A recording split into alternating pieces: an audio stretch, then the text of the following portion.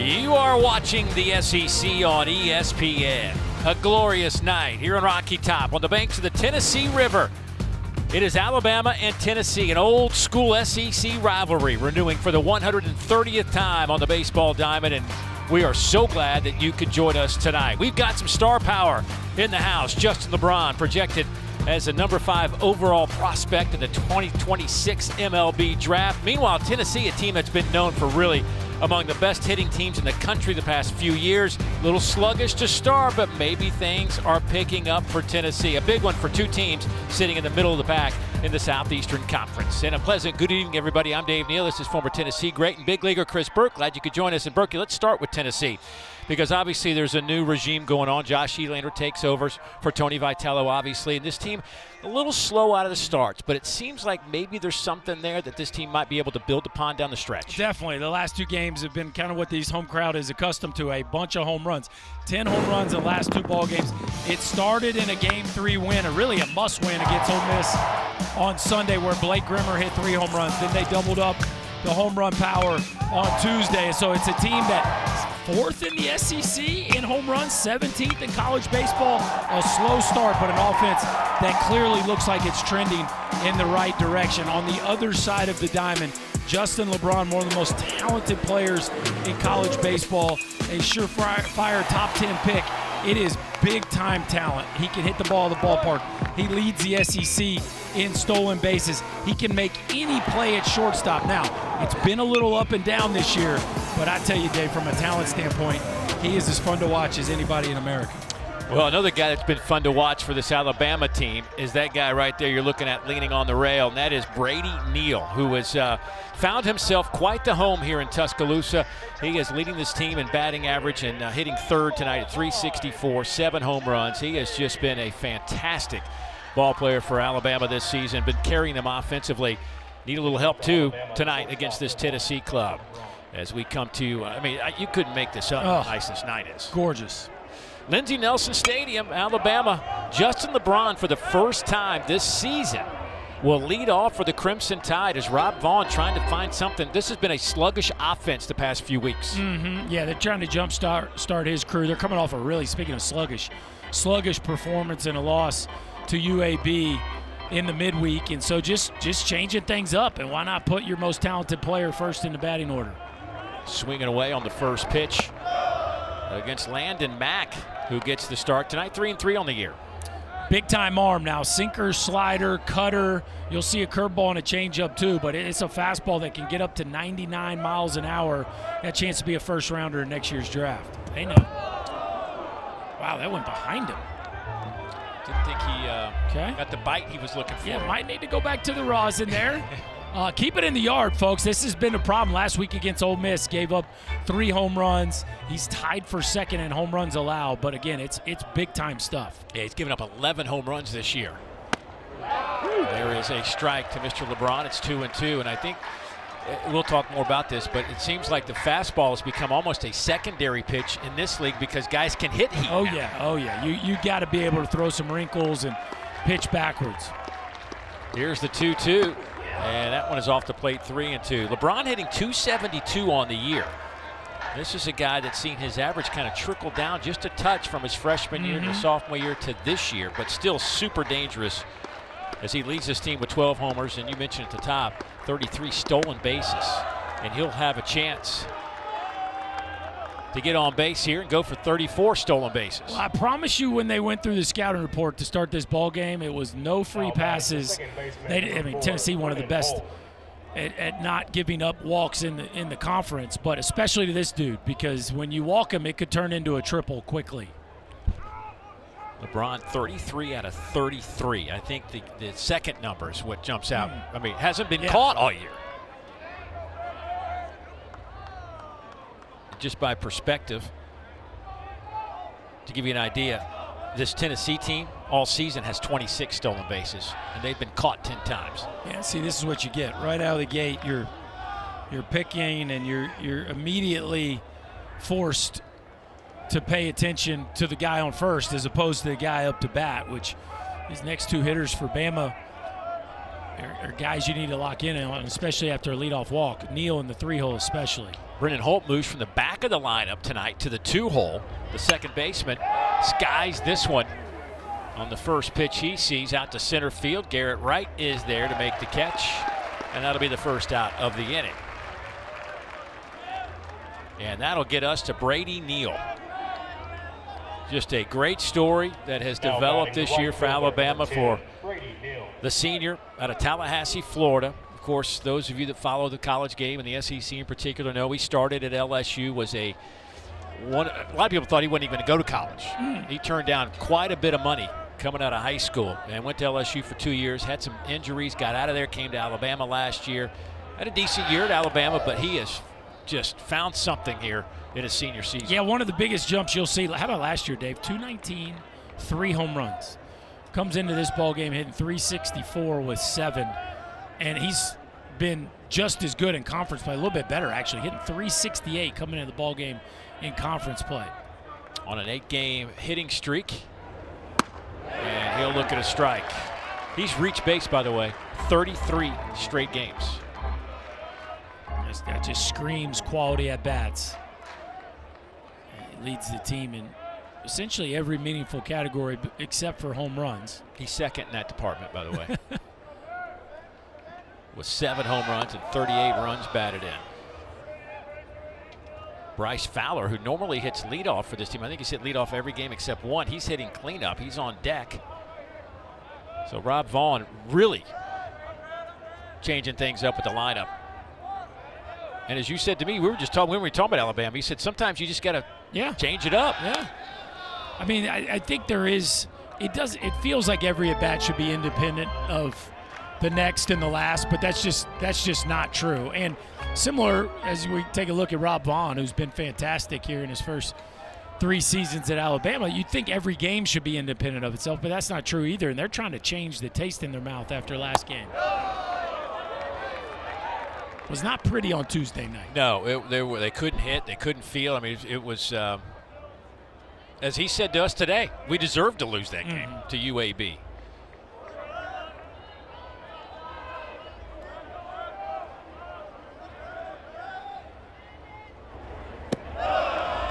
Neal with a good take there, 2-1 the count. Alabama comes into this game. They are 15th in the conference in batting average at .258. South Carolina's last at .247.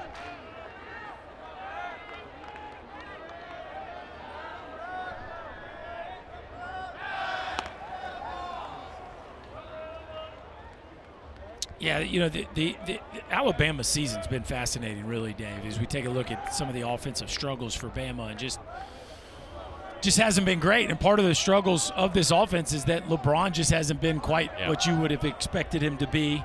There's been flashes of brilliance. That one shot foul down the left field line. But just not consistently that first-team All-American type hitter that you would expect. And the Bama team has not been super consistent. I mean, you get swept, and then you sweep 2 weekends in a row. They had a stretch there where they won 8 out of 9. And then now they've only won 1 of their last 6. So it's been very up and down for this crew. They were swept by Arkansas. That one's off the plate 2 weeks ago, and then lost 2 of 3 to Texas in Austin. Tennessee's been kind of helter-skelter as well. I mean, they swept Mississippi State on the road 2 weeks ago and then lose 2 out of 3 at home to Ole Miss.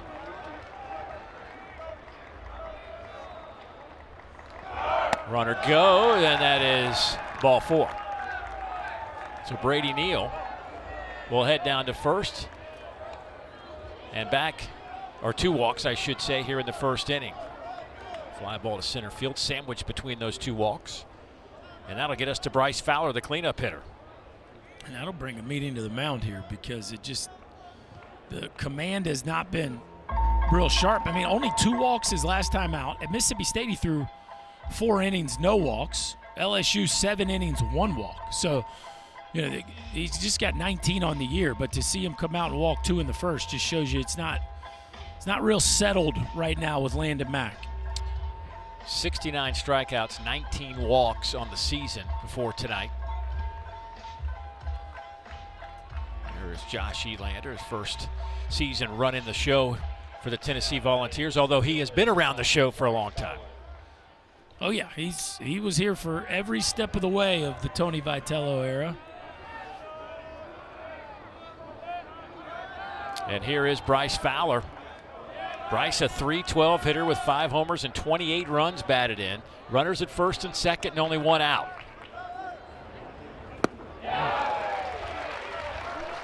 Slider there. There's a cutter, there's a slider, there's a bigger curveball, changeup, sinker. I mean, Landon Mack can manipulate the baseball, and again, it's all plus stuff. Right now, he's just trying to land it where he's looking. 4 straight first pitch strikes.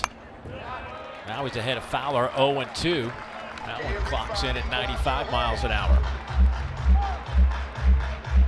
Fowler, the redshirt senior out of Madison, Mississippi. Couple years at Southern Miss, then a year at Pearl River Community College. Now in his 2nd season with the Tide.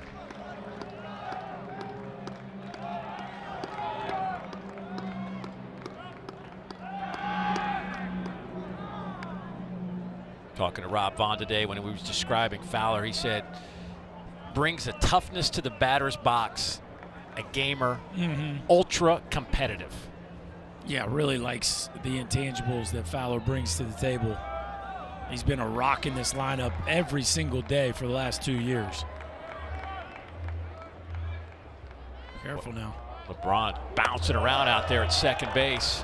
You just have to change your looks. I mean, you know he's hunting one. The middle infield's got to be involved. Pitcher can't fall into his routine. Like, there's just so many things that the pitcher has to do once a base stealer gets to second base, especially because you feel like he's right in your back pocket. That one's up in the zone. To me, the easiest way to handle a runner at second base is just do a abbreviated leg kick while looking at him. Yeah. If you just look at him and like he can't get momentum while you're looking at him. But when you have to pick up the mitt to feel comfortable commanding whatever it is you've selected to pitch, then a runner can get some momentum. Look, I grew up in Atlanta, Braves fan. Yeah. Right.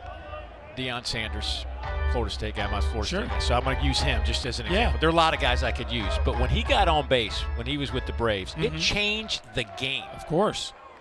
And I feel like LeBron's doing that right now. Oh, yeah. Yeah, I mean, you can't ignore him. High in the air, out to right center.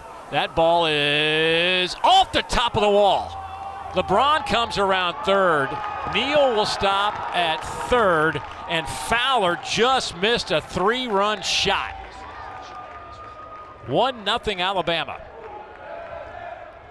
Just a little wind blowing in out of the right, Dave, that held this ball up. But boy, it felt like it had a chance off the bat. A hanging breaking ball. He likes trying to throw that backdoor cutter, and that is right into the wheelhouse. Fowler goes down and gets it. And Dave, I'm just surprised that Brady Neal does not score here off of first base. LeBron scores easily. That ball misses being out of the park by 2 feet, 3 feet. Off the top of the wall.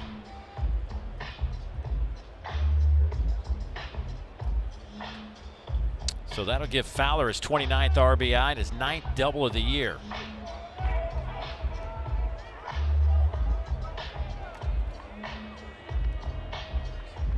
And now Eric Hines, a designated hitter, will step in. Boy, not the start that Landon Mack was hoping for, with a couple of walks and a double. They get things started here in the top of the first inning. Well, I mean, he's walked 2, but that was a big miss. I mean, he's trying to go backdoor with that, ends up down and in. So, again, just not settled with his feel for the baseball right now. And here is the youngster that certainly has an unlimited potential. A big boy at 6'3", 230 pounds from right there in Tuscaloosa. The freshman, 3 homers on the year, hitting .283, getting the start tonight.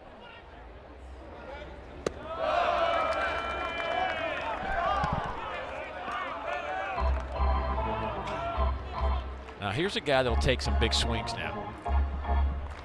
Yeah, this is called filling up the batter's box right here.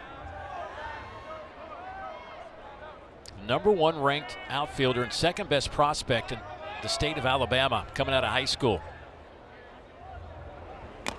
Kind of a legendary high school player for the monster homers he hit growing up and high school home run derby champion, all these kinds of things. And you can see it, man. There is some real flash speed when he lets it rip. Also, the 11th ranked outfielder in the country coming out of high school.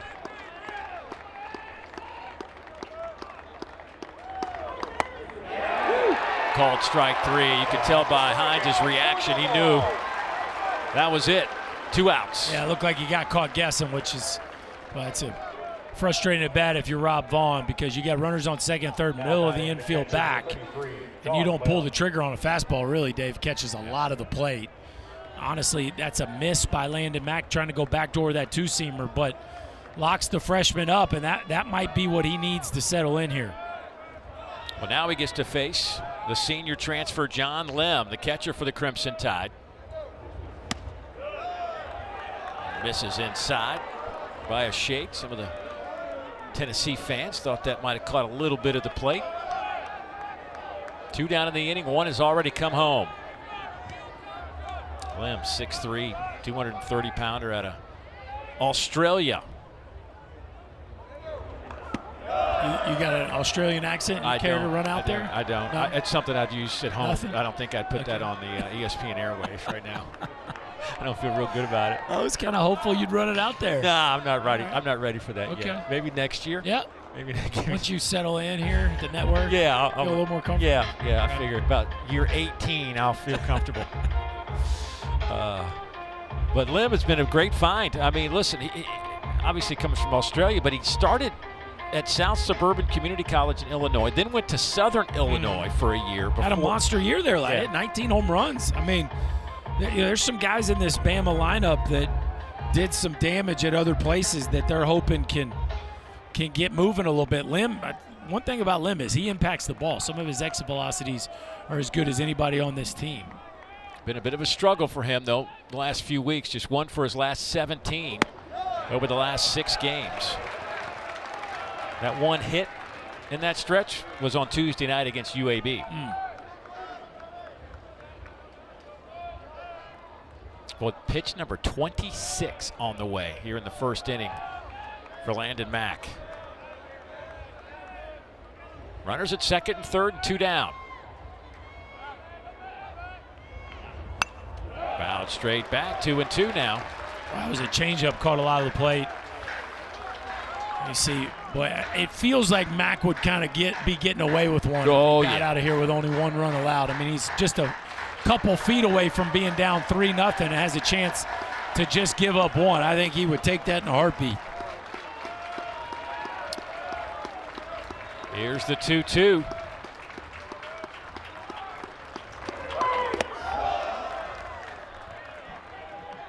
Boy, and if you're Alabama, you're almost a little deflated that you only get 1 out of the whole season. Yeah, it just feels kind of like a big at bat. Tale as old as time. If you don't get a good starting pitcher in the first, you might not get him. It feels like a big at bat for Alabama to try to capitalize. The 3rd full count of the inning. The first 2 resulted in walks. Oh, my. Boy, Tennessee was running off the field. Meanwhile, Lim will run down to first base. Yeah, I don't know about you, Dave, but this one looked pretty good. Derek Malika is the only one that matters. A fastball. Whew. Boy, Mack was halfway to the dugout. And now they are loaded. Jason Torres steps to the plate. The Alabama third baseman hitting .278 with 6 homers. First pitch he sees, lifts it out to right field, and Mack and the Vols will get out of this only giving up a run, but 29 pitches in the process. We played a half inning here at Lindsey Nelson Stadium.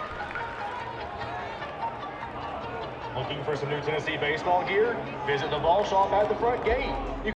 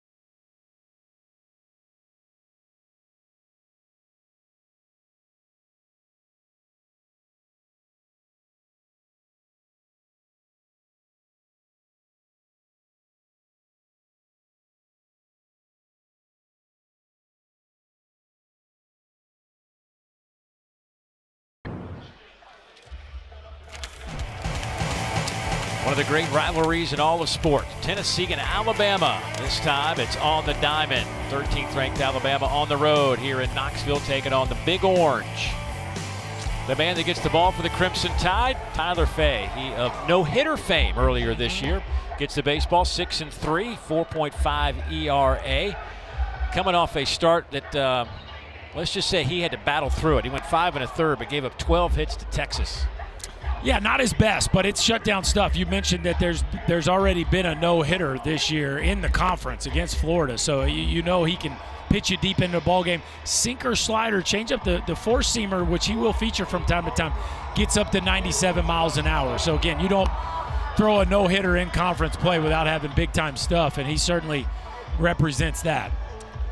Those are the numbers from that last start. 7 runs allowed. 89 pitches in 5 1/3. Of course, Alabama would lose 2 out of 3 in Austin. Here's how Tennessee is approaching things tonight from an offensive perspective. The Volunteers, Garrett Wright, Henry Ford, Reese Chapman, and Blake Grimmer. Last 10 games, 5 homers and 13 runs batted in.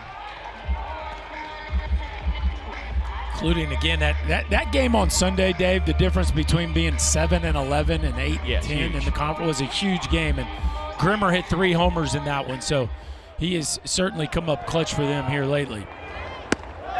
First pitch from Fay in there for a strike. This Tennessee team overall 12th in the league in batting average, hitting .270. And still top 20 in the country in home runs with 70.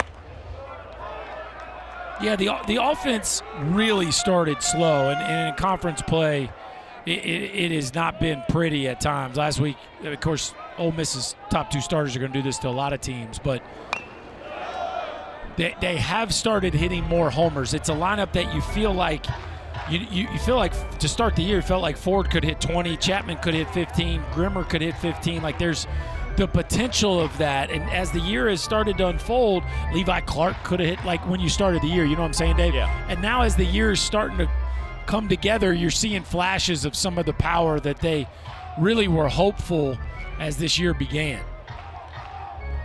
Still a team at hitting just .241 against conference pitching. It's just striking to see some of these numbers, and as you said, it's trending. There is that, but only 2 players hitting over 300 of their regular players overall, and only 1 player hitting over 300 against SEC pitching. But here's some of that power you're talking about. Garrett Wright, home run, Tennessee.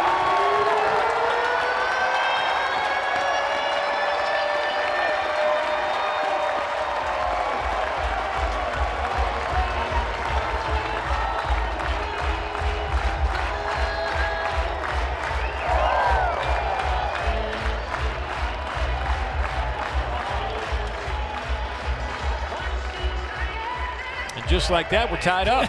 Brand new ball game. They wiggle out of trouble in the first, lead off homer, and just like that, it's 1 apiece. That's how you follow up a 5 for 5 on Tuesday night with a homer in your first AB. 6 in a row for Garrett Wright. Yeah, that's a pretty good night against Lipscomb. 5 for 5. 2 doubles, 3 RBIs, and then you start this one off with a home run. That's a heater. That would qualify as a heater. Yes. That ball's off the barrel. Nobody's going to catch up to that. It'll one hop off the wall, and Henry Ford will wind up at second base with his 9th double of the year.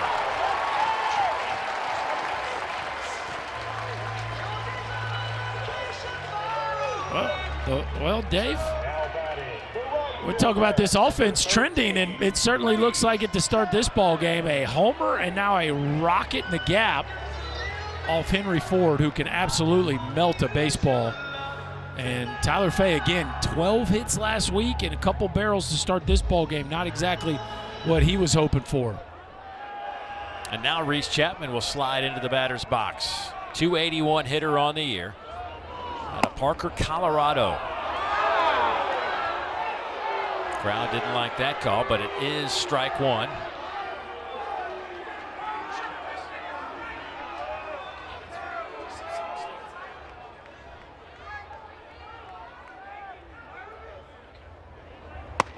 one's off the plate.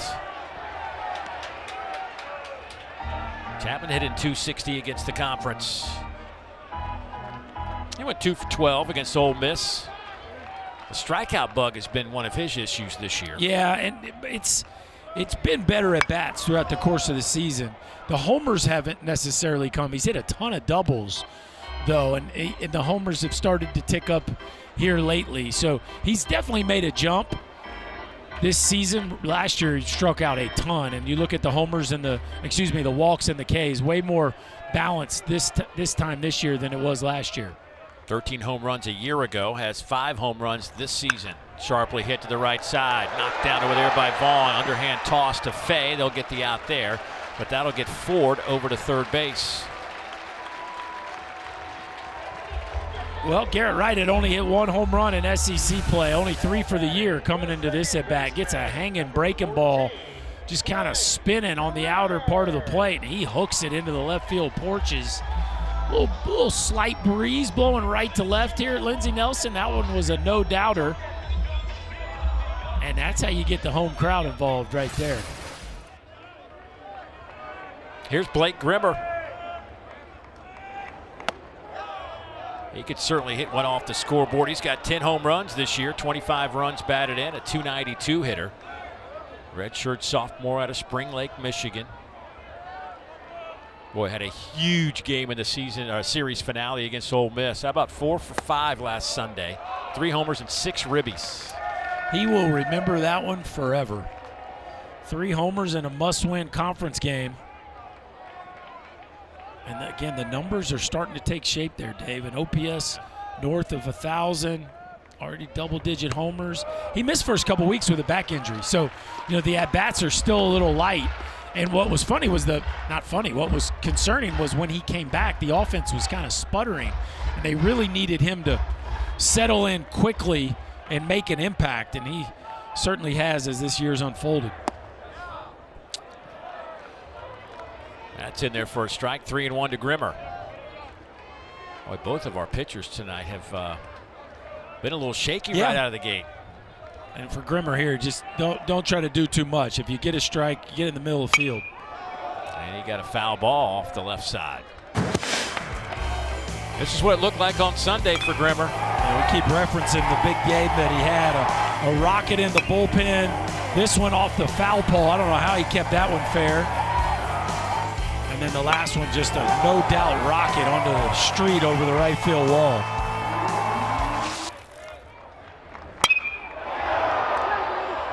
That ball's hit about 400 feet, but foul. His spray chart right now is not real diverse. No, it's going that way. It's going to the right. You can just we got a kind of a narrow pathway. Yeah. It's like from the curvature in the fence there by the bullpen to the foul pole. Full count on Grimmer. Ground ball through the glove of Holt out into center field, and that'll be an RBI, and it's 2-1 Tennessee. It's interesting. As much as he's been pulling the ball, they weren't shifted at all. In today's game, we see so many overshifts, and that's a situation where Bama's defense was just kind of playing straight up. We're so used to that ball being hit right to the shortstop. And LeBron, look where LeBron is, Dave. LeBron's over on the other side of the bag. And so the second baseman, Holt, kind of playing a traditional second baseman's spot. He can't quite get there. And, man, just like that, Tennessee with a 2 spot here in the first.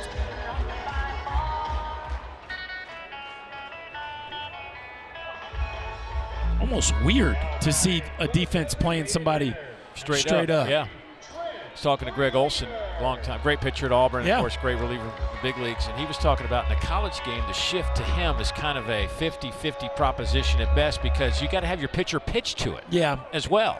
Yeah, and you also have a few more non-traditional swings in the college game than you would at the big league level. But you look here against Grinlinger, and the second baseman Holt is pretty much right behind the bag. This would be, not like an overshift, but this is a pretty dramatic shift as far as putting your second baseman that far up the middle. Good breaking ball in there for a strike to the freshman out of Huntington Beach, California. It's kick and hit now. It's been a very mature, professional approach to the early part of his career on Rocky Top. High chopper. Holt going to have to charge. Fields throws, gets the job done.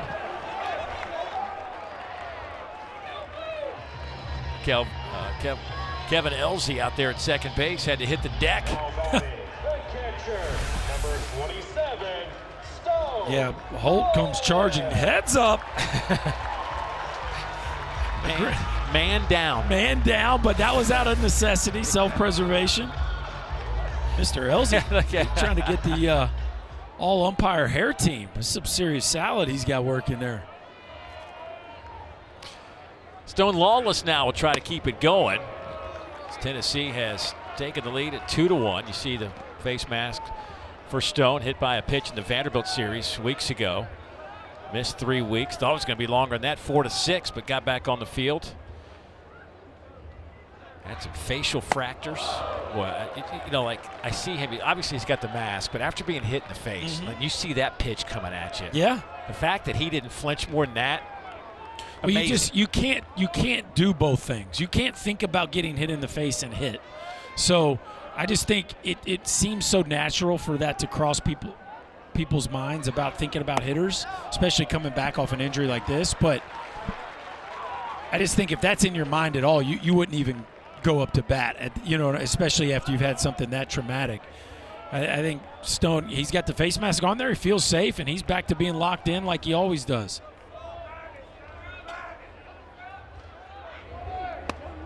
That's in there for a strike. He actually came back almost 3 weeks to the day and came in as a defensive replacement and then said it went well. And they started him the very next game. Yeah. And hadn't looked back. They love what he gives them behind the plate. Not just the physical tools, but the leadership. And draws a walk there. The first one issued by Fay, and now they're at first and second. Both pitchers have thrown a bunch. 27 so far for Tyler Fay this inning. And it's not over yet. No, and it's a couple pitchers that Jason Jackson going to come talk to him. A couple pitchers that you're just not used to seeing struggle with their command. So it's been kind of an odd start on both sides. Yeah, Fay came in with 65 strikeouts and just 14 walks. And Mack on the other side was 69 Ks and 19 walks. I mean, clearly they were strike throwers. Yes.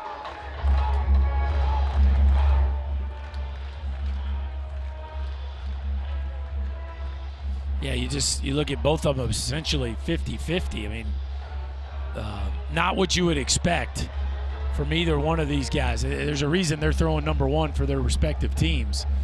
It's been a ton of quality strikes. Boy, and you're talking about neither one of these coaches wants to start heading down, getting guys up in the first inning or second inning. No, you don't game do one that. of a conference series. Especially when you're on short rest. Right.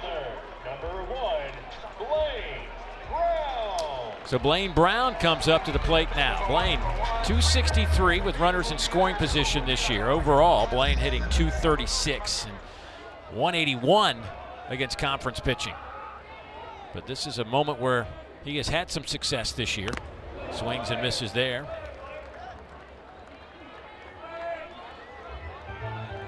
Sophomore out of Houston, Texas.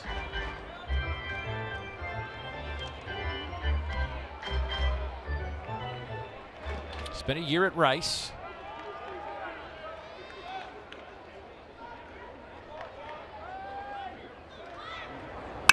Sharply hit, but foul. He can do that now. He can compress the baseball. And you said it. It's been a struggle, especially in conference play, as the lowest batting average of the regulars in Southeastern Conference play. But he has hit 4 homers in conference play, so he's made the hits count at times. Swing and a miss, and the inning is over. 94 miles an hour, but 30 pitches for Tyler Fay, but Tennessee takes the lead. Garrett Wright with a quick start. He ties it up, balls out another one. We got some early fireworks.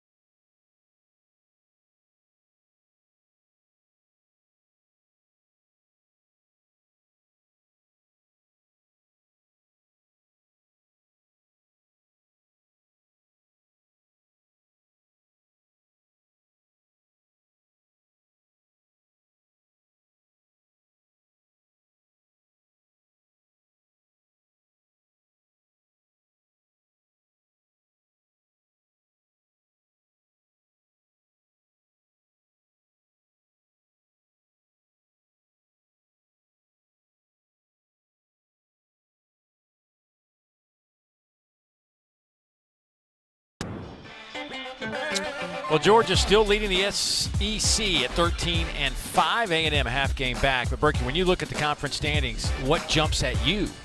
Well, I mean, the easy answer would be LSU down there at the bottom at 6-12. I'm going to go with Texas A&M at 12-5 because last year the story around Texas A&M was the #1 preseason team in America missing the NCAA tournament, and it just didn't go great, right? Michael Early's first time around and all those expectations. They don't even make a regional, and this year they were way off the radar because of that, and this team has just gotten better and better and better, and they find themselves a half game out of first place. And Dave, I'm telling you, I've had them the last 2 weekends.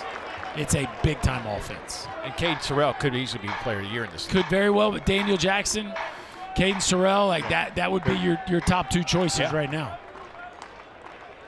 Luke Vaughn to start things off for the Crimson Tide. In the first inning, Mack had 15 balls and 14 strikes in his 29 pitches and only gave up 1 run. And I got to think if you're him, you felt pretty good about escaping that with only 1 run. If you're Alabama, you got to be going, what in the world? They had a chance to score a bunch of runs. Here's Levi Clark, and he hangs. Oh, there you go, Levi hanging on to the baseball. Never a doubt.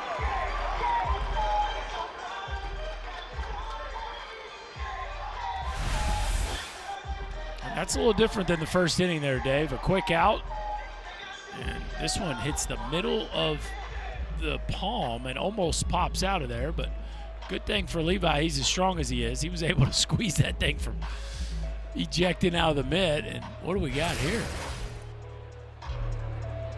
Somebody go down in the on-deck circle.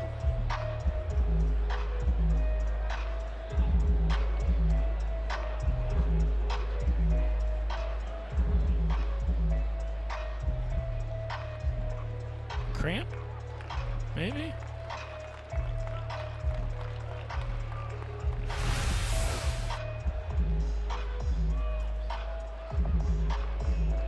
Oh, wow. Oh, like he grabbed his hamstring. Yeah. That's a bad feeling. That might be it for Justin Osterhaus, who was hitting 9th in this lineup, and that does not look comfortable.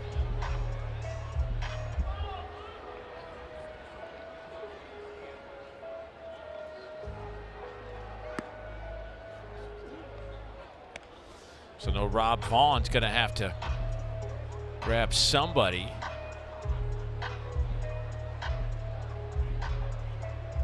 To hit for Osterhaus, who was starting in left field. This is not something we see in baseball. Cramping, which you hope that's a cramp. Yeah. Well, you can tell they're efforting to try to keep him in the game. So I would assume if he was injured, they would have just made a change. But you do basketball and football all the time. That's a injury that you see regularly. Or I guess you wouldn't call it an injury, a situation. Yeah. That's why I don't stretch. Right there. I'm on the KP, the Kyle Peterson plan. No stretching allowed. Yeah, look, he's just over there stretching and it just grabs him. Wow. That just looks uncomfortable. Now batting for 14, Peyton Steele. Yeah, we did get a pinch hitter. It'll be Peyton Steele to the plate.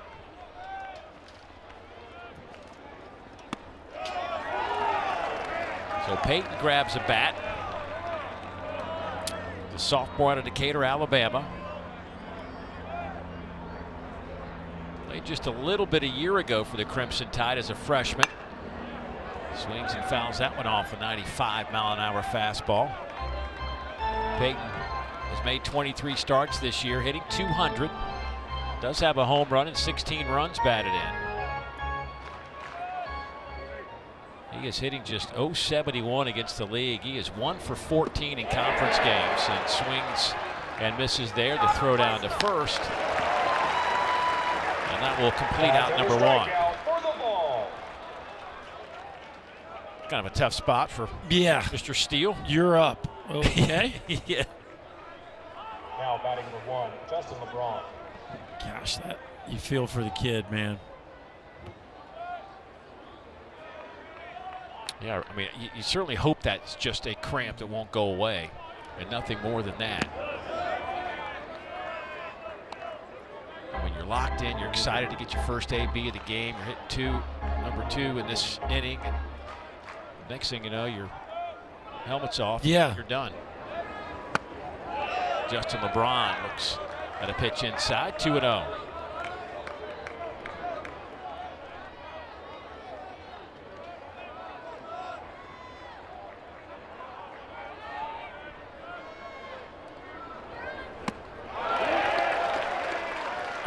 I'm starting to wonder if like 2-0 would just be a take for me in today's game. Like nobody throws fastballs in 2-0 counts. Like I know. Landon Max up to 97. That's a 2-0 cutter. There's a ground ball out to short. Manny Marin. Oh, well done. That'll get Tennessee off the field in a hurry.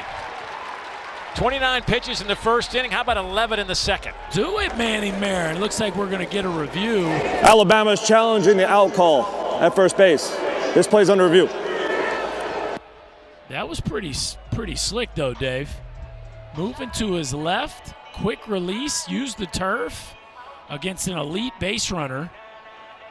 Live, it felt like he was maybe out a half a step, but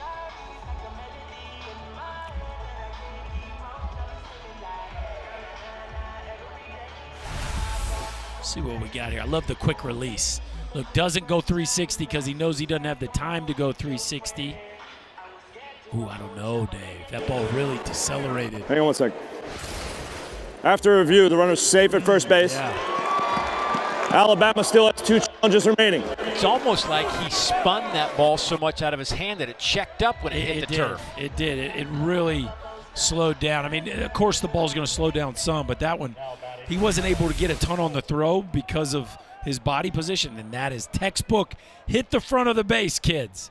You get to the front of the base, it'll save you just a split second of time, and that can be the difference.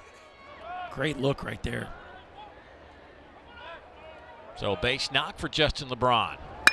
And a base knock here for Brendan Holt. LeBron will stop at second, so 2 on now. Tennessee thought they were in the dugout, and now they're facing 2 runners on base, and you get Brady Neal to the plate.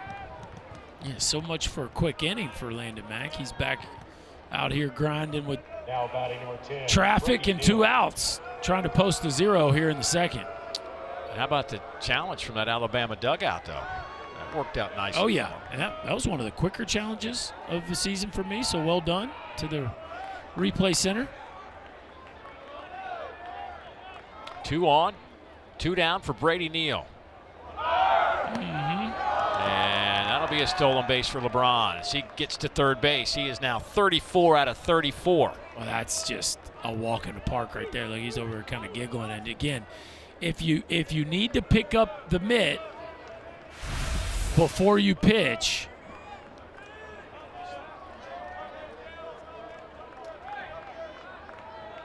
then it's just too easy for him to get a jump.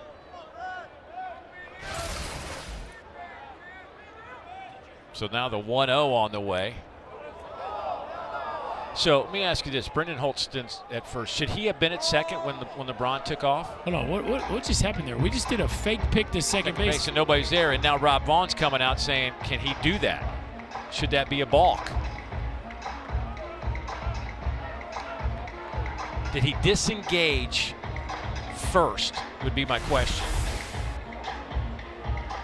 No, he's still on the rubber, and there's nobody. What? That's got to be a balk, right?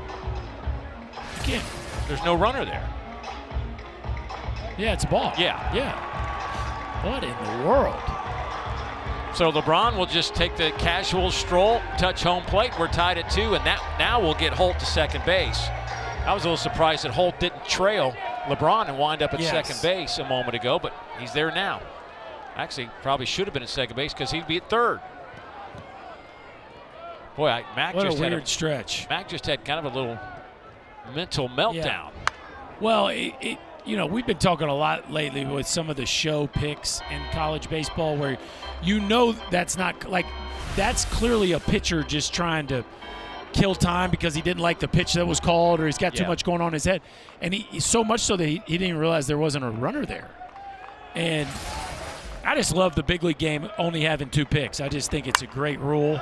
I think it would eliminate a lot of these what I call show picks, where the pitcher's just basically stalling because he didn't like the pitch selection or whatever the case might be. And that was just a really odd deal right there, where a pitcher just kind of loses his wits about him. So 1-2 on Brady Neal. Fouls off another one.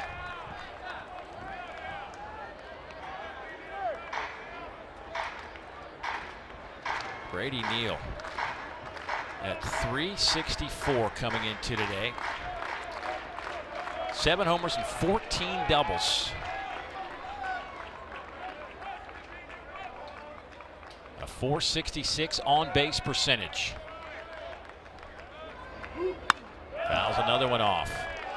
You know, Rob Vaughn was talking about Brady and his season to this point. He says, you know, one of the things that he describes that he thinks has happened to Brady is he was probably trying to be that guy that turned down $1.5 million coming out of high school to be that guy, and it took him a while, but now he's just playing baseball. Really settled in. He also showed up very young. So he's still just 21 years old, even though this is his 4th year of college. And it's starting games for LSU as a freshman. But it's clear how much he has settled in at this point. 3 fouled off from Brady Neal with 2 strikes to forced another pitch. That one's down in the turf. Well, Mac has struggled with left-handers all year long. The OPS is 330 points different, righty to lefty. I mean, it's been an issue putting away left-handers. You can see he's struggling to find something to erase Neal with. 2-2 count. Another foul ball from Brady Neal as that one slices foul. He hung in there for just a second thinking it might creep back in play. Well, I got to taste of this setting, by the way. The sun's setting on the Tennessee River. Here at the foothills of the Smoky Mountains. Trees are all in bloom. Look at it, a full background there. And this marvelously renovated stadium. I mean, what a job by the folks to put this thing together. Yeah, they just did a great job with this place.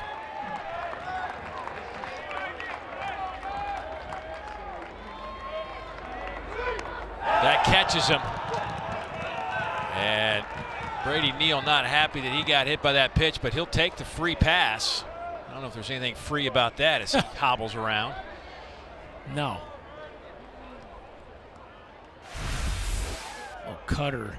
Again, he's just right on the knee. Yeah, he's just been off, Dave. You got to give Brady Neal. But a lot of guys will move their feet right here, and he just hangs in there and wears it. And that's not going to feel good the rest of the evening or right now.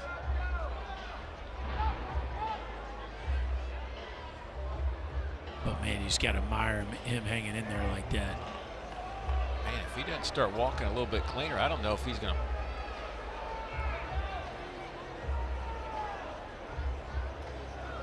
be able to stay in this game. He gave it that hand sign like, I got it. Yeah. I got it. Just give me a minute.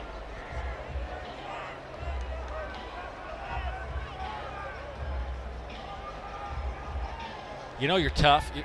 With a last name like that, you know you're going to be tough. You're going to be an athlete. That's right. And a good swimmer. And a good Now batting, number 9, Bryce Bauer. Good one, Berkey. Yeah. That's your cuz over there. Yeah, he's from Tallahassee. His parents moved to Panama City, All but Florida State folks and Florida State, It's your peoples. Yeah, that's exactly. Yeah.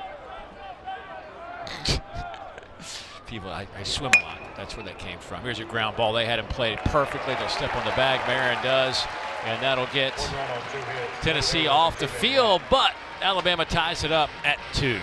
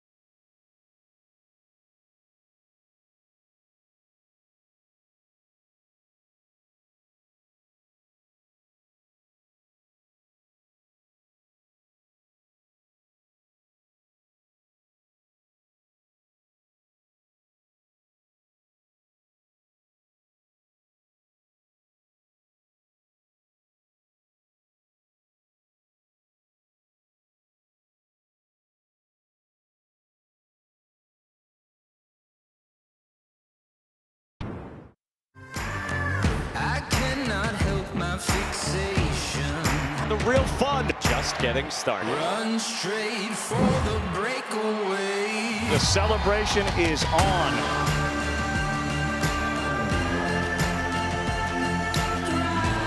Hard to believe that we are gaining on it. June 12th, College World Series begins. You see here at Tennessee, 7 College World Series appearances and a national championship. 3 in the last 5 years. Teams got to plug some holes, I think, if they want to get back to Omaha. They got to figure out some things. Now we got a stoppage in play. Looks like John Lim has some communication issues at both. Maybe the whole thing went down because Tyler Fay also coming off the mound. Rob Vaughn told me they've got to, let's see, how many games have they played? They've played 42 games. Said they have a 42-game PitchCom bug streak. Yeah. Like they're going to, at some point, they're going to have a situation. So he was right. Yep. Now 43. You know, just for those just dialing in today's college world, you have 14 devices. It can either be the put in your earpiece, or it can be the little speaker that's in the around the cap that, like Tyler Fay, the pitcher, has a little speaker. The catchers and first baseman usually have the earpieces because if you have the speaker, obviously the guy at the plate or the guy at first base can hear the communication. The catcher will sometimes wear 2 earpieces because they can have a walkie-talkie communication direct to them from the dugout.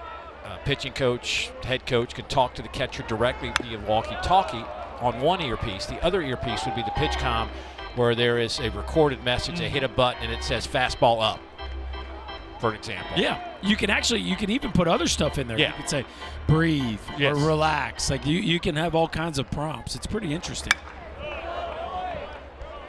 But you can have 14 of those. So obviously some will be in the dugout. You can put them with whoever. You don't have to use all 14 if you don't want to. But you have 14 audio devices that you can hand out to your players. There's called strike 3. So Manny Marin back to the dugout. The second one of the game for Tyler Fay.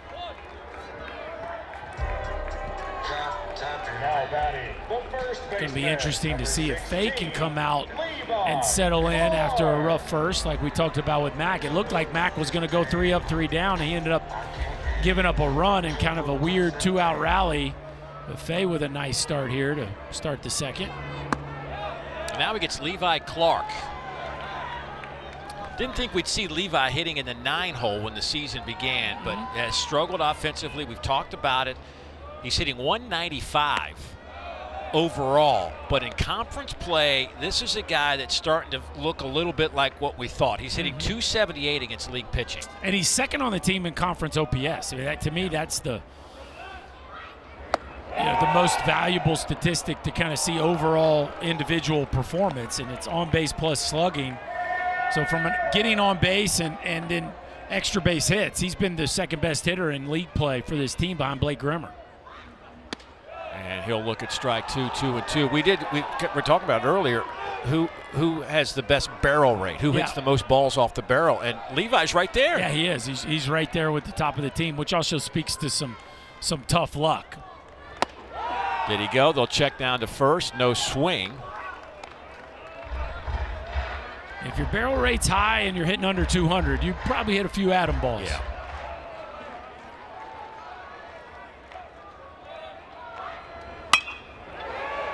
That one is lofted out to center field and caught there by Bryce Fowler.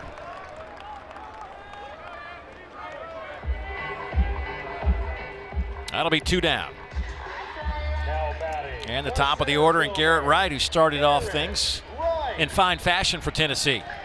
Led off the game with a home run.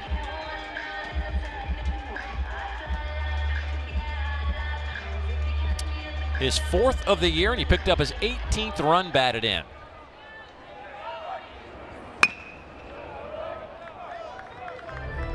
Six for 6. We got a real That's streak right. going here, Dave. 5 for 5 on Tuesday, and a base hit here, a home run to start this game. Yeah, as you said, that is a definition of a heater. I get your numbers right in a heartbeat. Do you remember your best stretch? Did you have like couple of games where you were 3 for 3 back-to-back games or things like that, 5 for 5? I thought you'd never ask. Yeah, I know. That's why I'm here. I'm your setup man. I actually did. I had a 12 for 12. Wow. Now, in the middle of it, I had a sack fly. So I just remember our sports information director, the great Jeff Muir, telling me, he's like, I think you might have broke a record. I'm like, that's cool. And then he came back. He's like, never mind. The sack fly broke it all up. Oh. So it was like a 6 for 6 sack fly, 6 for 6. So still pretty. I mean, from a batting average standpoint, yeah, it went 12 for 12. Yeah, it felt like 12 for 12. But from a statistical record standpoint, it didn't count. That one's off the plate. I'm going to go 12 for 12 because the sack fly was a productive at bat. Thank you. I felt good about it. Yeah. We were over in Hawaii playing. It was my sophomore year. It was a pretty good trip. You started the year in Hawaii? We played like 2 home games, and then we took an 8-day trip to Hawaii. And I actually, it was like I went 0 for 3 in a game, and then like finished 3 for 6, and then had like a 4 for 4. Yeah. And then started the next day or whatever. You know, it was over the course of 3 or 4 days. Look, your coach Rod Delmonico's, a legend. He's even a bigger legend now. That ball's hammered out to right. Is it enough? Oh, stay hot, Garrett Wright. Speaking of legends, 7 for 7.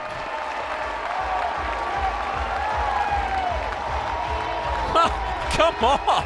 What do we got? And now the long ball. What are we doing, Garrett Wright?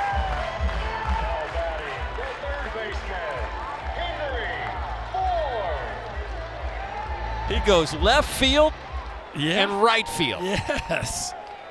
Now that's a diverse spray chart. That ball's mashed, but it's going to be foul. I mean, that is way out of here. Henry Ford doubled his first time up.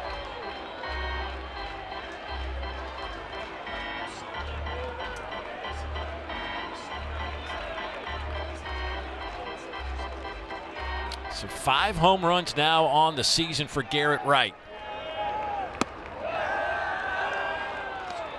0-2 on Henry Ford. Ford has a dozen home runs on the season to lead this Tennessee team.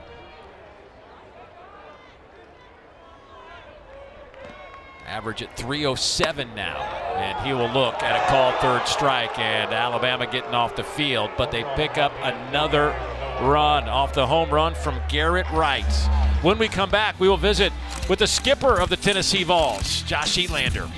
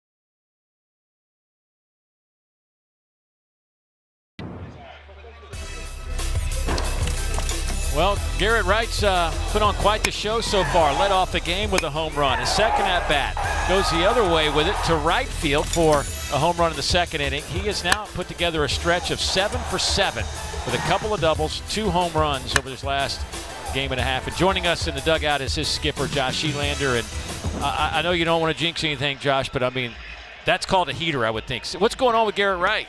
You see the baseball well. I mean, 7 for 7, pretty crazy, but on Tuesday night when he gets rolling, he's just really trying to stay to the baseball, does that his first AB and gets one up in the jet stream to left, and then a really, really good swing after a good 2-strike spoil to take that ball out to right there. Yeah, we were kind of giggling about his 5 hits the other day. Maybe it wasn't exactly a laser show, but we can put that to bed now after back-to-back homers. What about your starter, Josh? He looks a little unsettled from a command standpoint.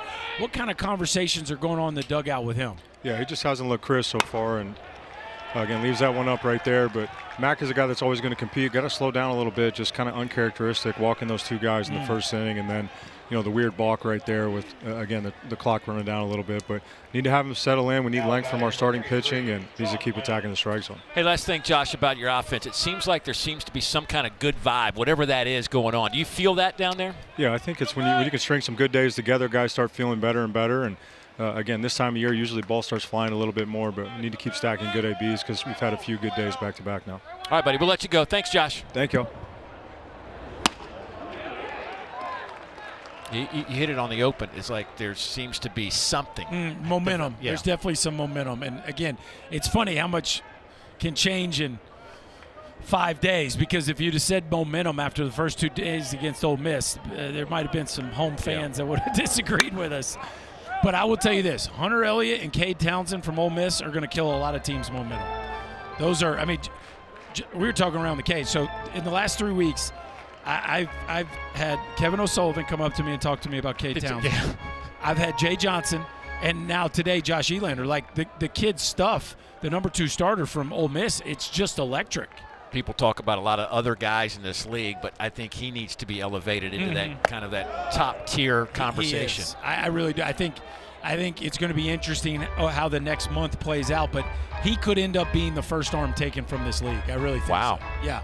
And to start the year, it was, Liam Peterson was going to be, everybody had him rated as the number 1 starting pitcher in the Southeastern Conference, but it feels like Cade Townsend is trending to take that spot. Fouled straight back off the bat of John Lim, the Alabama catcher.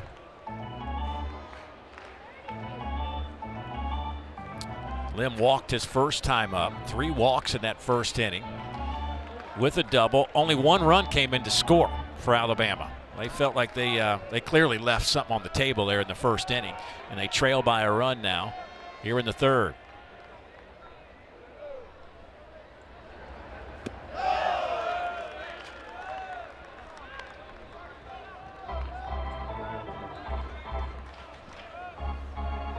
Boy, Landon Mack already up to 57 pitches. There's Eric Hines over at first after that single.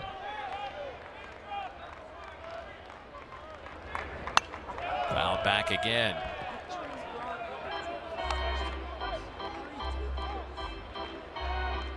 So, when it's not going great, Dave, one of the things you can do is change your glove color.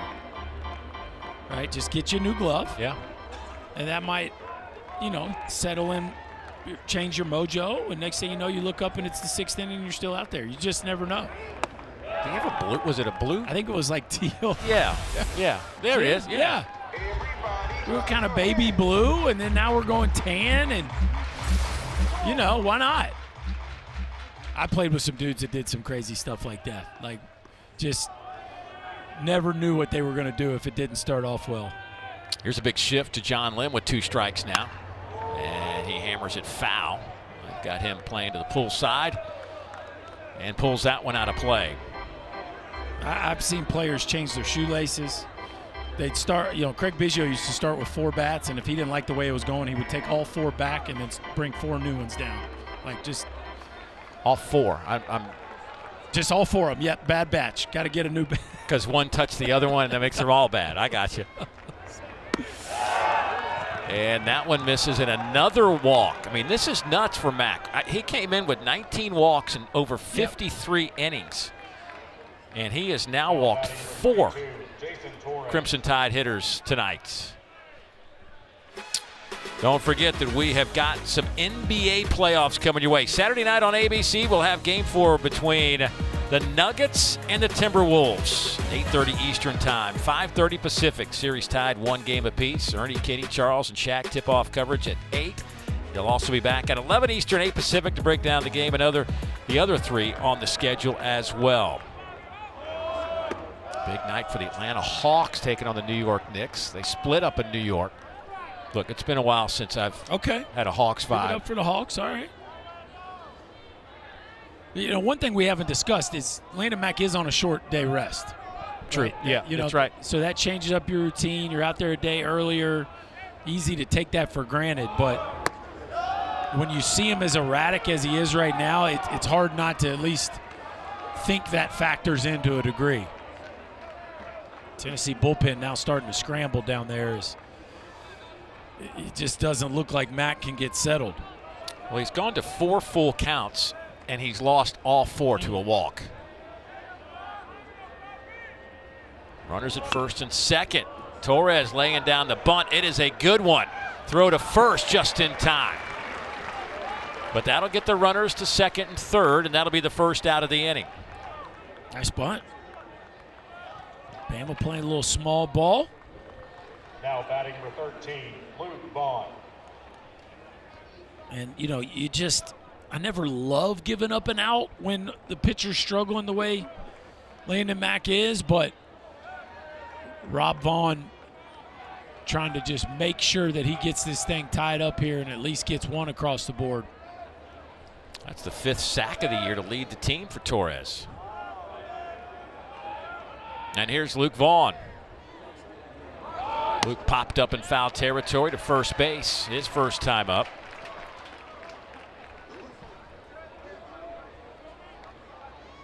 So Vaughn shows safety. You see how close Levi White's playing at first base. Excuse me, Levi Clark.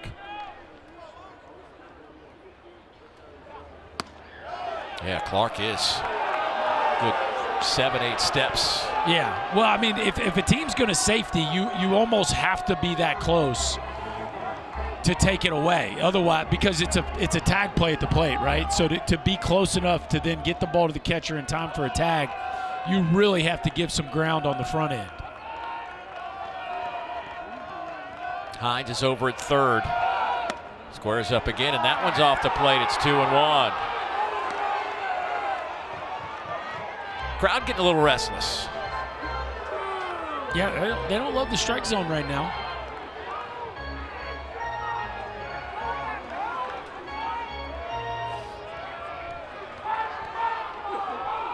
See what they do here. Do they keep the bunt on? Levi Clark is in tight. Swinging away. Good And pitch. there's a strike. That's the best breaking ball of the evening. That is the first time Landon Mack has really stuck a cutter on the outer third of the plate. Let's see if that's something he can build on.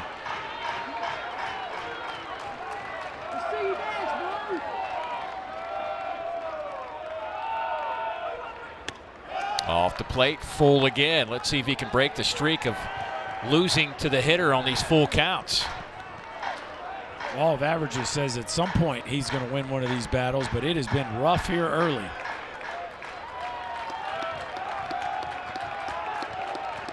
One out, 2 on. Foul tip. That one catches Lawless. Good pitch. And Vaughn just barely caught a cap right there.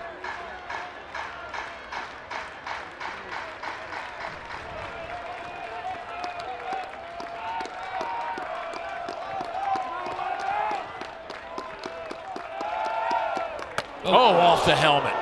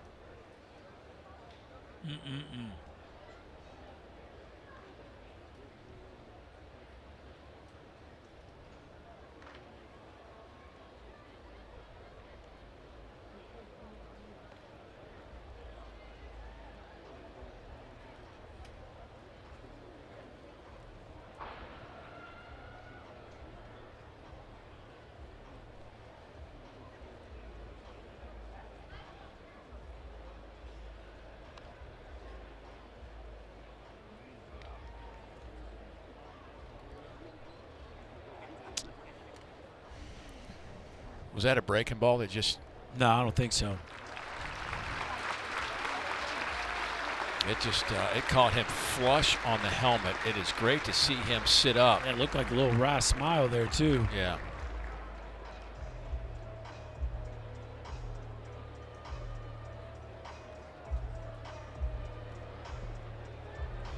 It looked like to me, Dave, a two-seamer that just got away from him.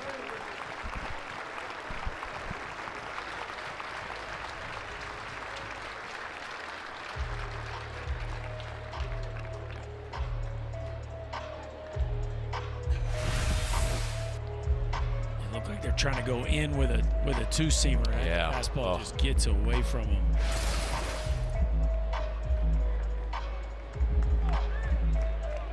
They will attend to Luke Vaughn to make sure that he is okay.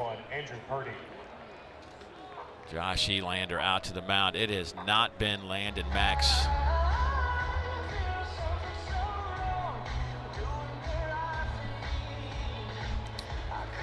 night for sure. Yeah, there was a couple pitches early. He threw the one behind the hitter. Yeah. Like, there was just a couple pitches early where you could just tell it just, again, the walks are one thing, but the misses were really big even within the context of that. He just never got comfortable in this ball game. Today's call in the bullpen is brought to you by Stowers Caterpillar, East Tennessee's heavy equipment dealer for over 60 years. So a change on the mound for Tennessee coming up.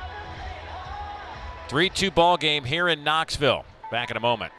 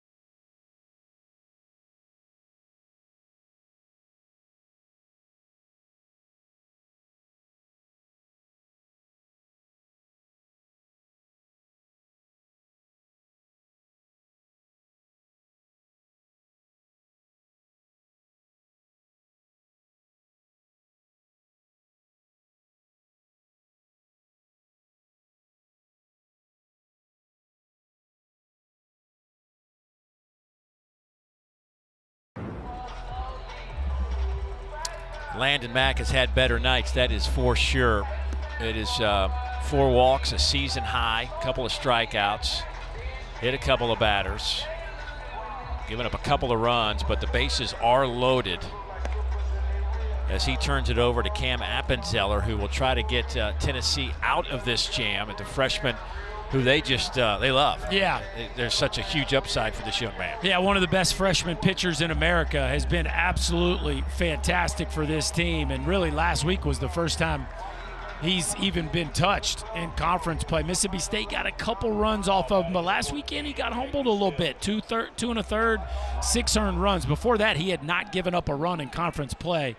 Regardless, this is a nice piece to be able to go to early in the ball game because he can give you length. Yeah. He's got the potential to really shut down the opposition.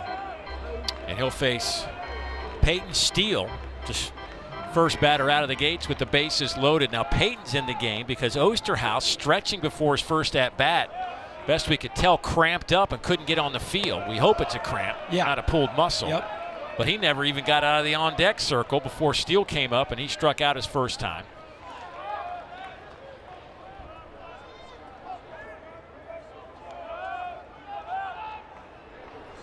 Swing and a miss.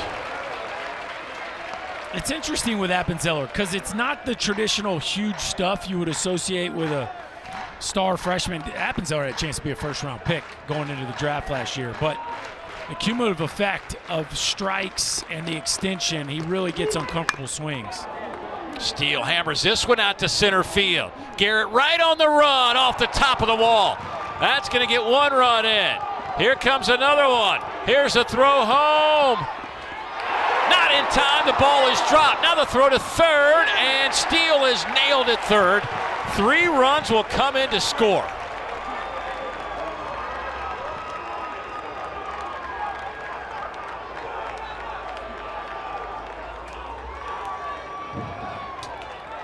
Boy, I tell you what, Garrett Wright did everything but catch that baseball. But how about Peyton Steele, Dave? Didn't even start this ball game. He gets a fastball up and out over the plate, flattens the barrel to this one, and man, Garrett Wright is inches from making that play at the wall. Instead, it goes as a bases clearing double. Man, what an odd start to this ball game. A close play at the plate here as Stone Lawless looks like he's going to tag him out, but misses the catch and then redirects the ball to third base to at least get one out. So 2 down in the inning, and Alabama's lead is 2 at 5-3. Now you're back to the top of the lineup and Justin LeBron.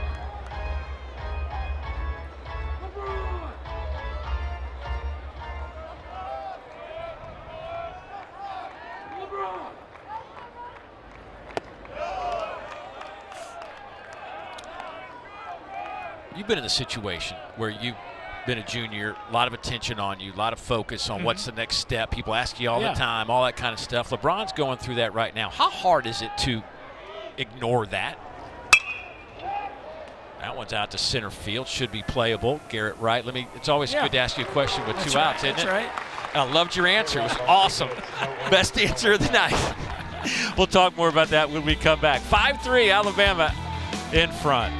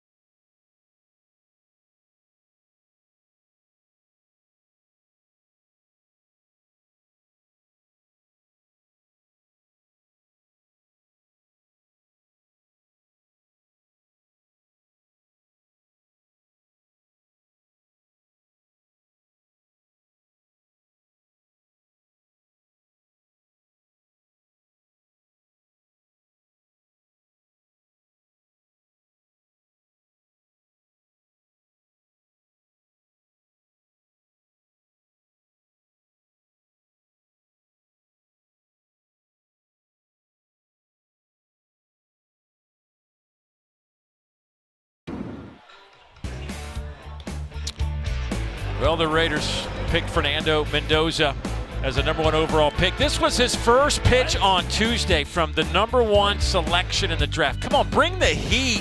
What are we doing? Was that like a jump shot? Was that his? Wait, what? Like, this is the same guy that I've seen like rifle out routes from the field? Unbelievable. But you know what? He could care less because he's the #1 overall pick in the NFL draft. And speaking of the draft, it'll continue tomorrow on ESPN, ABC, and the NFL Network, 7 Eastern, 4 Pacific, with the 2nd and 3rd rounds. Also available on ESPN Deportes, Disney Plus, Hulu, and the ESPN app, or listen to it on ESPN Radio. Yeah, I mean, I expected him to stand up and just give me gas at 90 miles an hour at least. It is weird how some of the quarterbacks can't throw. Like, that feels like a very natural crossover, and not everybody's Patty Mahomes or Matt Stafford, Aaron Rodgers, and grew up playing baseball, I guess. I still think that's crazy that Matt Stafford and Clayton Kershaw Same high school. team. Yeah, same high school team. Wasn't Kershaw like his center or guard or Yeah, something? Yeah, yeah. like on the line.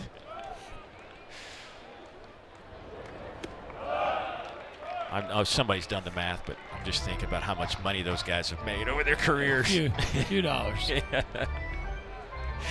More than me, that's for sure. I don't know. It'd be an interesting if somebody would have thought that Stafford would have played longer than Kershaw. That's true. You know,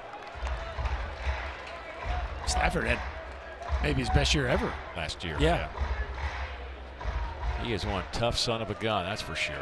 Reese Chapman in there. That one sails away by Fay, who, again, not maybe it's the short rest, I mean, but he's not sharp either tonight. We've seen some really big misfires from both these guys.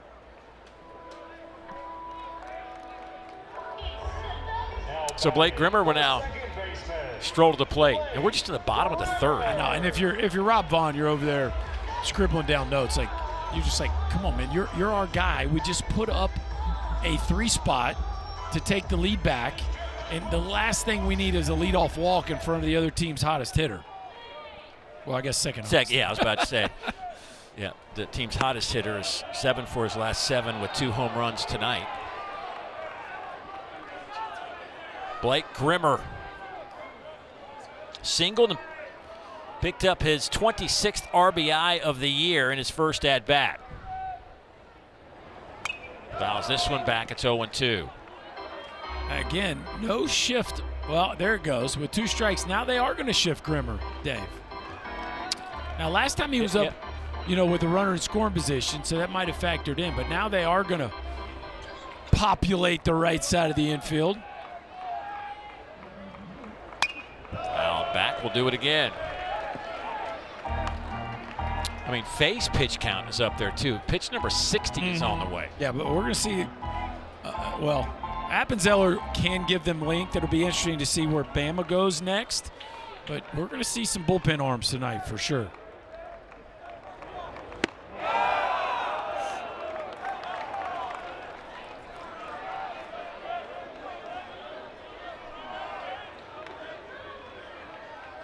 One and 2 the count. 5 hits, 5 runs for Alabama. 4 hits, 3 runs for Tennessee.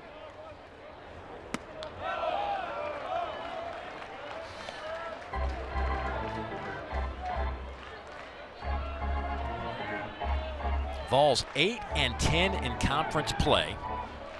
Alabama at 9-9. They're kind of in that middle group right now.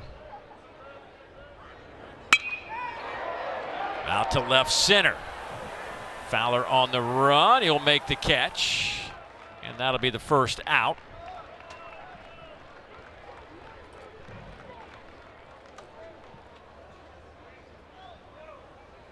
So Chapman back to first. Now batting, the designated hitter, Trent Grenlinger. Grenlinger, the freshman, now coming to the plate. Grounded out his first time. Has not been intimidated by SEC pitching. Came into this weekend hitting .333 against SEC pitchers.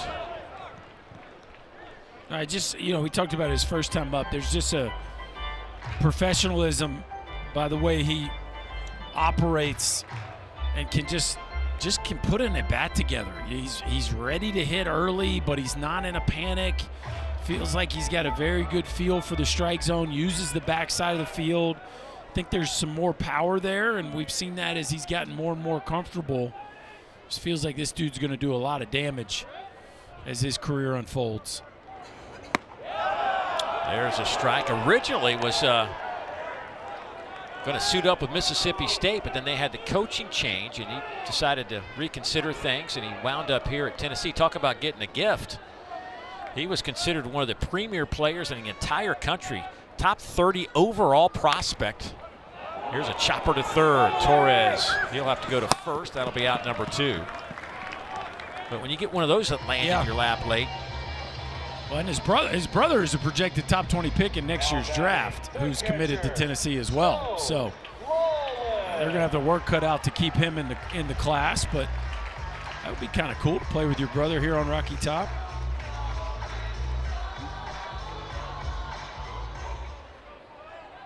Stone Lawless now with 2 down.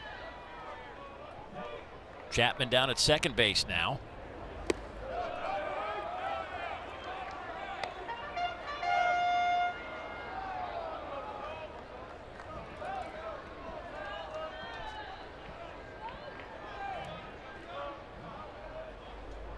Tennessee 1 for 3 today with runners in scoring position.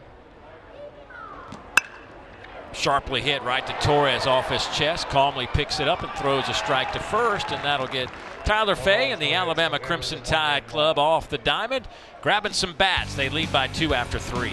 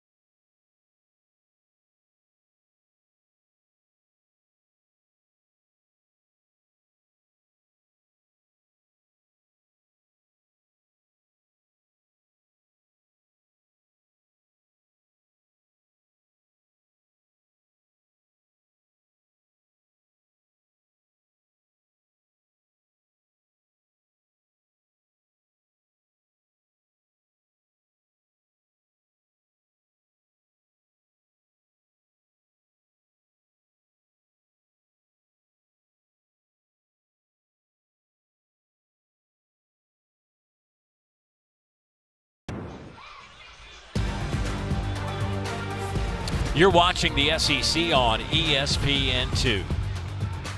You know, it's a busy night sports. Glad you could spend a little time with us. Yeah. A lot going on with NHL, NBA, NFL draft. As you look at the SEC teams in the top 15, of course, Texas leading the way, Georgia right on their heels. Georgia took a tough loss to Georgia Tech in front of over 20,000 at Truist Park in their midweek game. Battle of top 5 teams there. Mississippi State right now, when you look at D1Baseball.com, their projections, Mississippi State is team number 17. Yeah. Just outside of hosting a regional. There's some folks in Starkville not happy about that. A lot of season left, though. Still plenty of conference games to go. One of the great things that I enjoy on Mondays is when D1Baseball.com releases their top 25. Just read the comments section. It is amazing. It is, and there's a lot of them. But I love it. I mean, people are involved. That's what it's all about, right? You know, some of those comments are just for giggles. Some of them are truly upset people. But even if they're upset, sometimes it's still funny. Yeah. Brendan Holt, a 2-hole hitter in this lineup to start things off here in the 4th for Alabama against the freshman left-hander. Cam Appenzeller in relief of Landon Mack.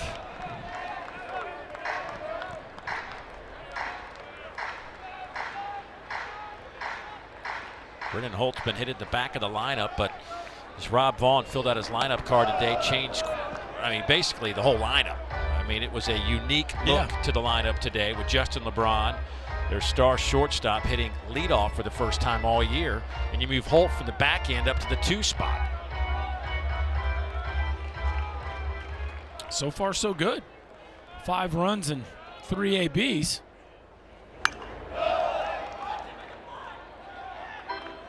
You take your leadoff guy, Bryce Fowler, who'd been hitting leadoff with every game except one. You put him in the cleanup spot, trying to protect maybe Brady Neal a little bit in the 3-hole.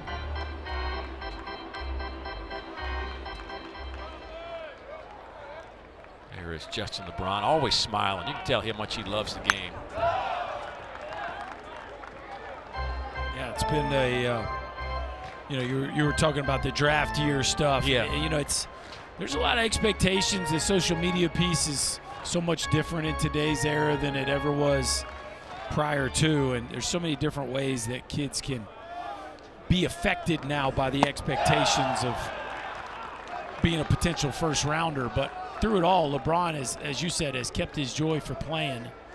Cam Appenzeller now struggling to get off to a good start here with an uncharacteristic walk. Yeah, he came in with 7 walks all season, 44 strikeouts to 7 walks. That was a 9-pitch at bat by Holt.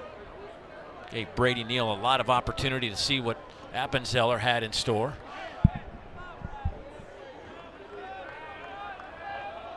Brady Neal hit in the knee his last time up and hobbled down to first base and wasn't about to move on that breaking ball. He's making it pretty clear. He's not flinching.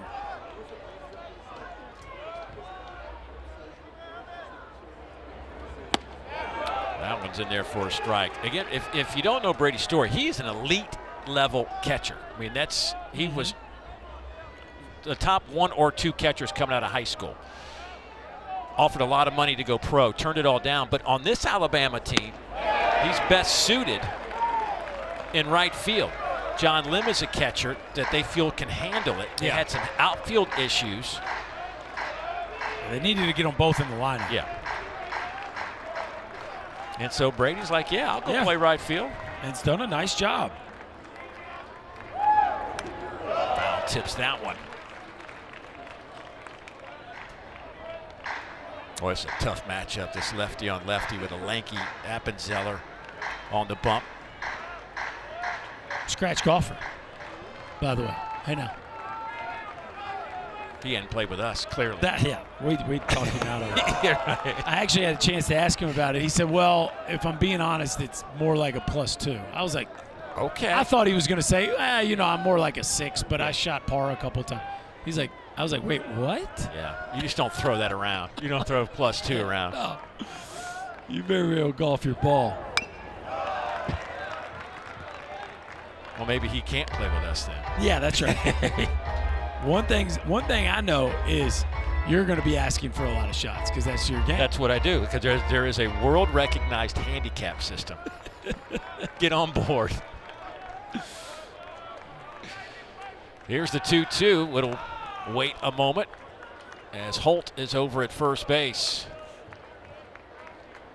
Boy, Brady Neal just seems like he always gets a good at-bat. Yeah, he really does. It just, all the signs of a mature hitter that's been in this league for 4 years. What a pitch. That time he couldn't pull the trigger and takes a called third strike. Fouls off a few pitches. That'll be the first strikeout for Appenzeller. This is what the home folks are used to seeing from. This is just dotted, Dave. Look at the command of that fastball from that kind of 3/4 slot. And he just paints one right on the black.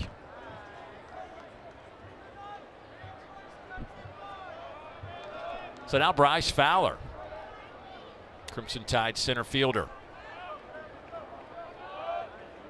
They're going to call a balk. Did he initially make a move toward first and then come home? I don't know. Josh Elander certainly not agreeing with it. Oh, it never came set. Yeah. So he's doing that that deal a lot of guys do now where they just take a minute to finally. But then once you finally come set, you actually do have to make a discernible pause.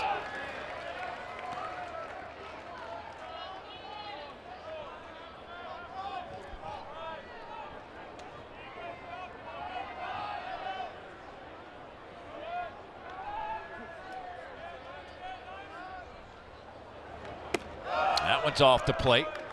1-1 to count to Fowler. Fowler's last time up. Grounded out. Doubled in the first and picked up an RBI.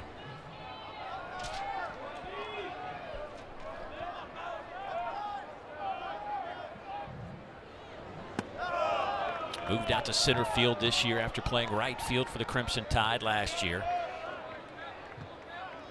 Boy, he was such a big-time performer as Alabama swept Auburn earlier this year, hit .455 in that 3-game series, including a walk-off double in Game 2. Hey now. Hammers this one out to right center. That one hits the bottom of the wall. That's going to score Holt. And Alabama's lead is now 6-3 over Tennessee. Well, that's two pretty consistent arms for the Vols that just don't quite look like they have it tonight, Dave. Appenzeller has never looked comfortable since he's come into this ball game. That's now the second double he's given up in a short period of time. And you see his teammates going out to have a talk with the youngster. There's just the command's not there. That's a breaking ball. Yeah, it's down, but it's right down Broadway. And Bryce Fowler runs into another one. Now his second double of the game. And he and the rest of this Crimson Tide offense feeling pretty good here early in this one. Second double and second RBI.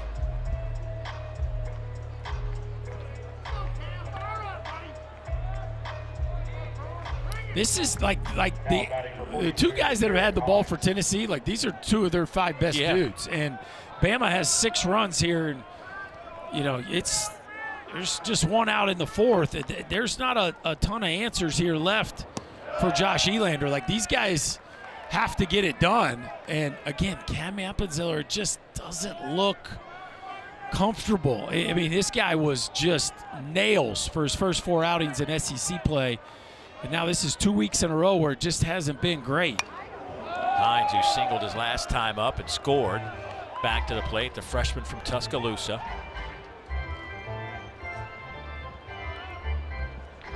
Alabama was hitting just .243 against conference pitching coming into this game. 6 hits, 6 runs here tonight in Game 1 of this series. That ball's laced, but foul. Boy, there is a really nice hit tool with Mr. Hines. Oh, there's a lot to dream on, that's for sure. I mean, you know, just a freshman, right? That uniform's only going to continue to pop. And for Rob Vaughn, I think it's just about giving him at bats, allowing him to settle in here his freshman year, because I think by the time he's a junior, he's got a chance to be one of the dominant players in this league.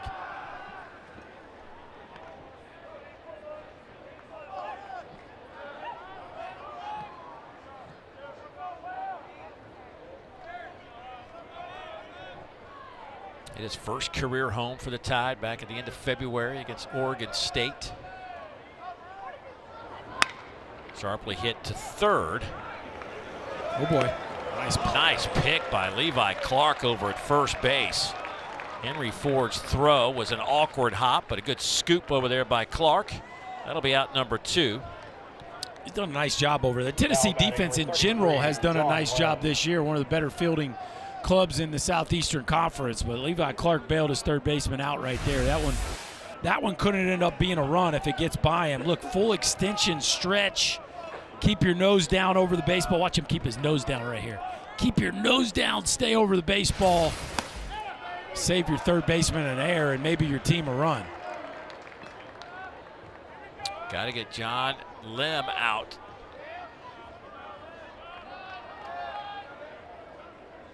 Two down in the inning.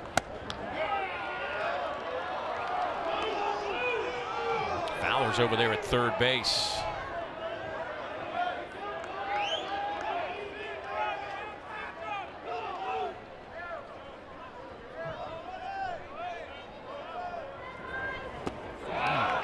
Swings it one out of the zone, and it's 1-2.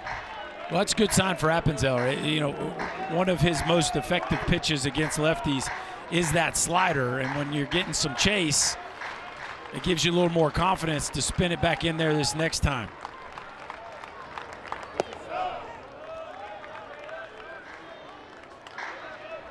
Lim had 19 homers, 56 RBI last year at Southern Illinois. Second most home runs in a single season in school history. And finished the year on a 35-game on-base streak. Right now. That ball's hit high in the air to right. Playable at the track by Chapman, and he'll make the catch. Boy, anything goes out to right here at Lindsey Nelson Stadium, You're always thinking it has a chance. That one falls just short. When we come back, we'll talk to the Alabama skipper, Rob Vaughn.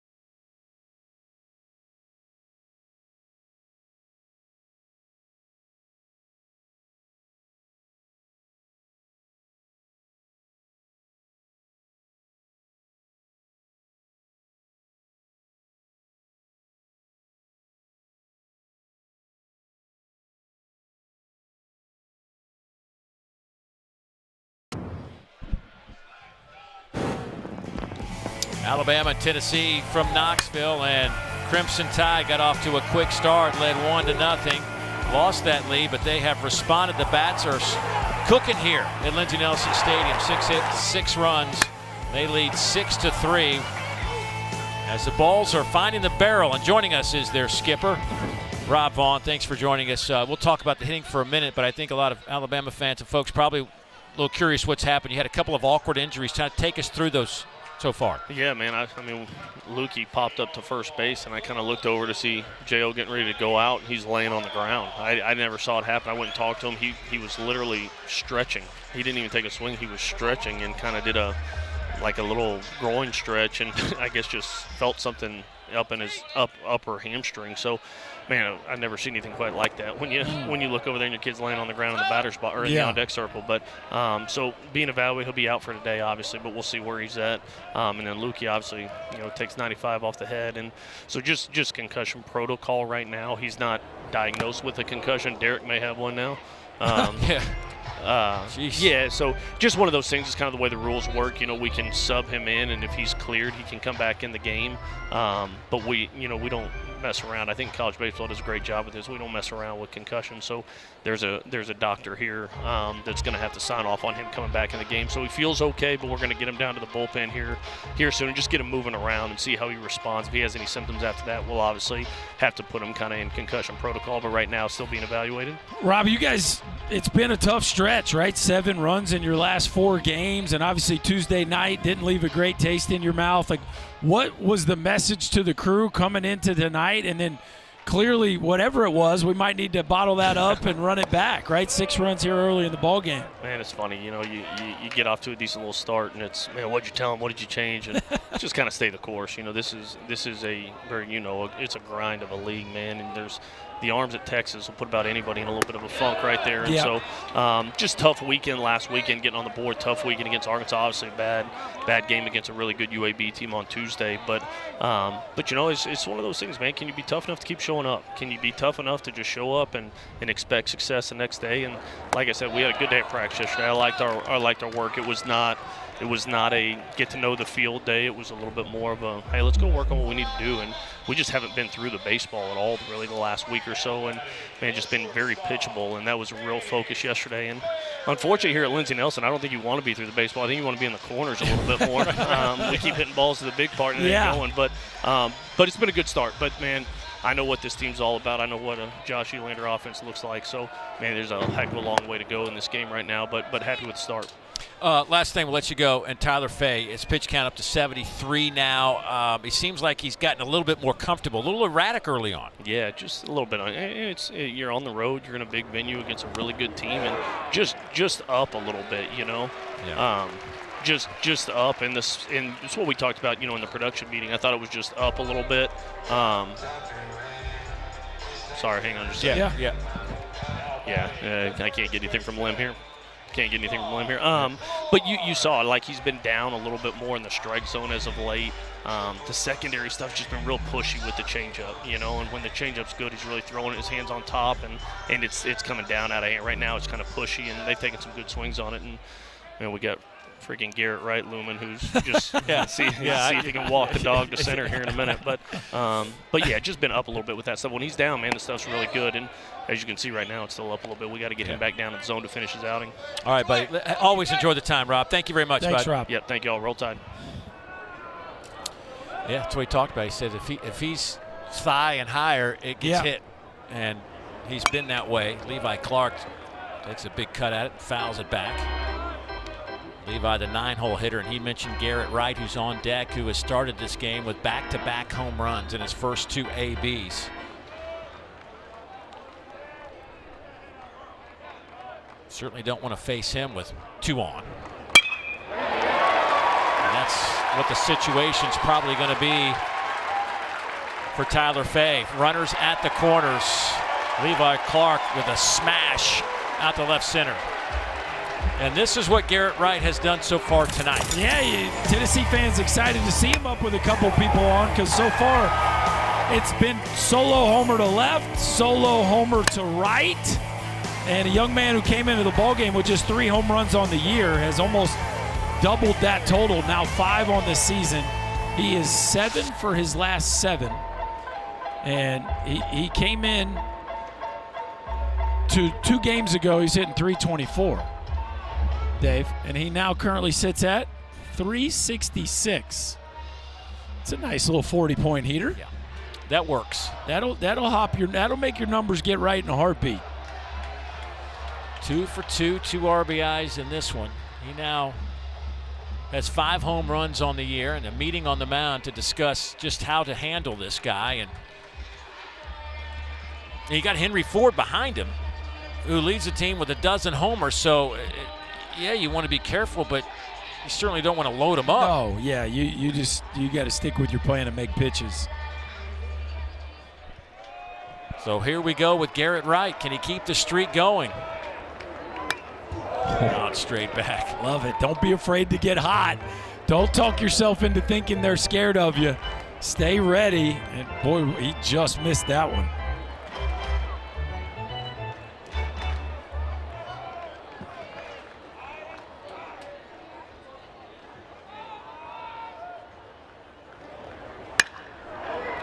Shot down the line and right. And now Tyler Fay ahead 0-2. Okay, what do these 2 pitches that we've seen and these 2 swings tell you about this at bat? Well, it looks like he's really trying to stay inside the baseball. He's gotten 2 sinkers kind of down and down and in, and he's fouled them both off to the right side. Just really want to try to avoid the double play ball here. 93 off the plate. Pitch number 80. Fay's obviously got that sinker slider combo that can produce a lot of ground balls. Boy, would he love one right here. Sharply hit. That's going to get a run home. Maybe bobble. Throw to first. Safe. That has been the issue for Justin LeBron all season long. His 16th error. Well, and Dave, it feels like they all come at inopportune times. I just don't know why he's running through this ball one-handed, Dave. Why not just break down with 2 hands and flip the ball to second base? He's charging and one-handing that ball, and when you're not feeling great defensively, you're better off just playing it safe and breaking down and making sure the first one. The hitter got jammed, so he's not getting out of the box good. You can break down, feed that ball to second base, and still turn that double play. As we see, he has now doubled his air total from last year.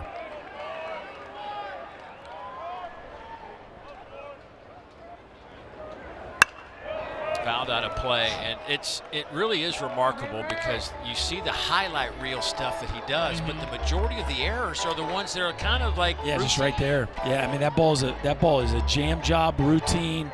How you draw it up, 6-4-3, get off the field, double play.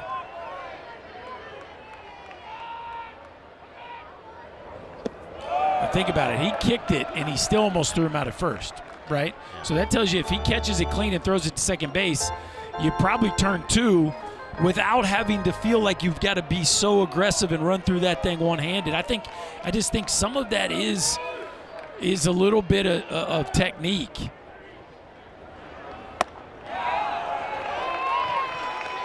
Well, the second that ball was bobbled, you knew the run was going to score, and his only option was to first. And Garrett Wright was, as you said, he was a little slow out of the box. Yes. Man. Tennessee will take him any way they can get him. Down 6-4 now, and it's a 3-2 count on Henry Ford. Well, there's an old saying in this game, it's not how many errors you make, but when you make them.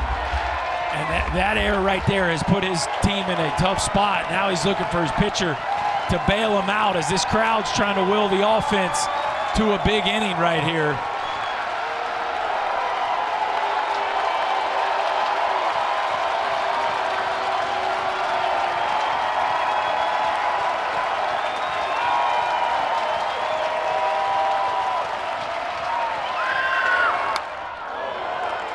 Fouled out of play. The face sticking with that slider. We've seen a handful of them in this at bat.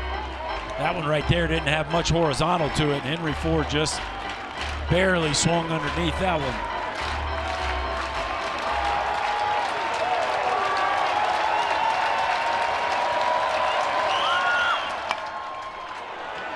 To the left side, LeBron over to first. They'll get the out there. Runners move up to second and third. 2 down now. Nice play right there.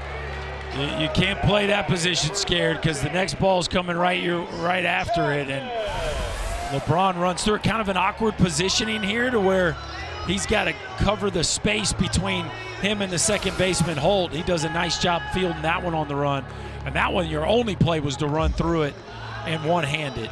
Nicely done there. It's almost like you got to give him a degree of difficulty. Yeah, the plays that require a high level of athleticism, he does not struggle on those.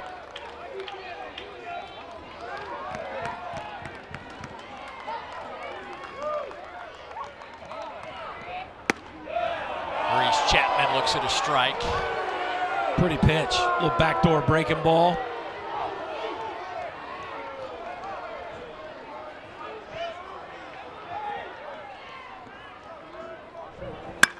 Ground ball to LeBron, charges, fields. An error, though, will give Tennessee a run. They close the gap to 6-4.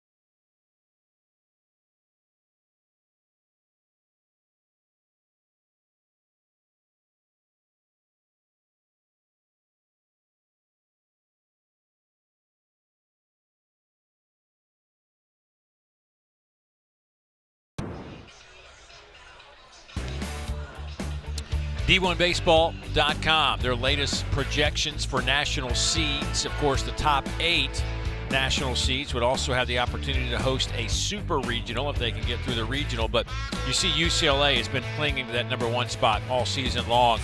As far as Alabama goes right now, they're ranked 13th in the poll, but they would be an 11th seed, so they would host a regional at this point. Of course, a lot of baseball left to be played.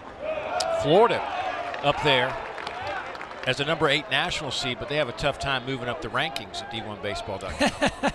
You know, it's interesting when you look at the resumes and the rankings and the RPI. Like, there's some things that where the numbers tell you something, and then sometimes the eyeball test tells you. You know, sometimes it's hard to figure.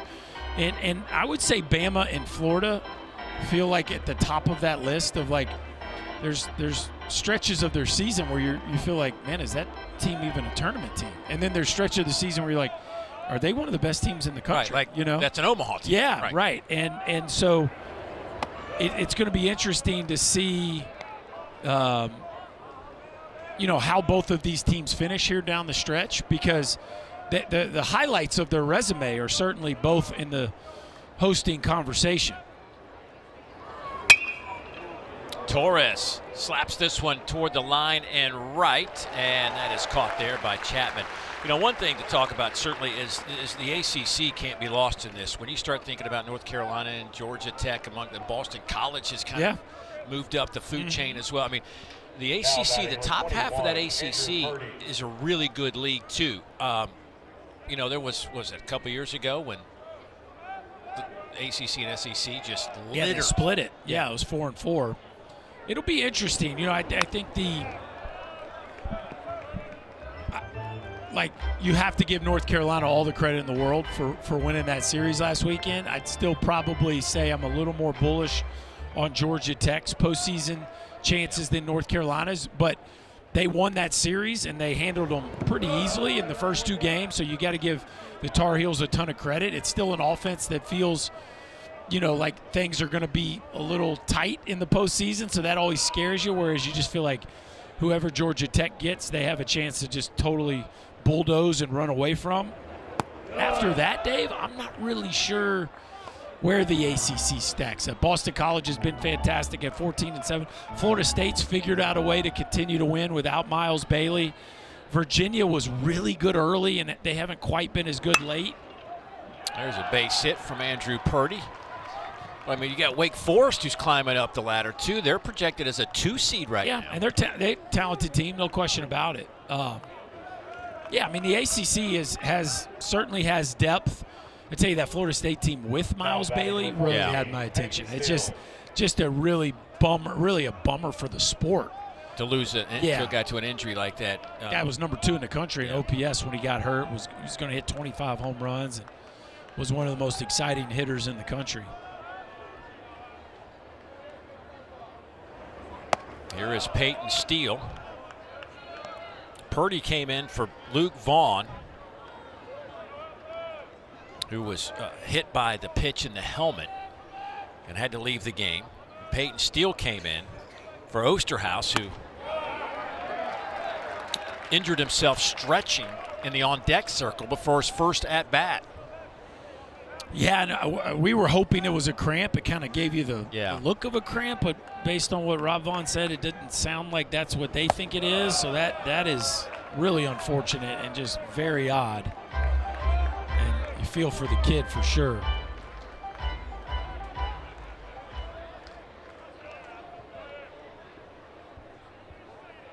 Two and one to count to Peyton Steele.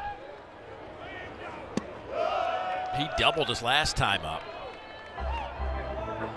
but then was thrown out at third, but cleared the bases on that double. Tried to throw, came home, and he tried to get to sneak his way to third base. Lawless wasn't having any of it. Chopper foul. He'll take the 3 RBIs though. Yeah, I mean, Bryce Fowler's obviously had 2 huge swings in this ball game, but the ball off the bat of Peyton Steele, especially as you consider an unlikely candidate to have made a huge impact on this game when it started, considering he wasn't even in the lineup. Well, had him played perfectly. Marins throw to first in time, and that'll be the double play to end the inning. Really can't draw it up any better for Tennessee. That's why they call it the pitcher's best friend. Get you off the field 4-6-3. The Vols are chasing 2.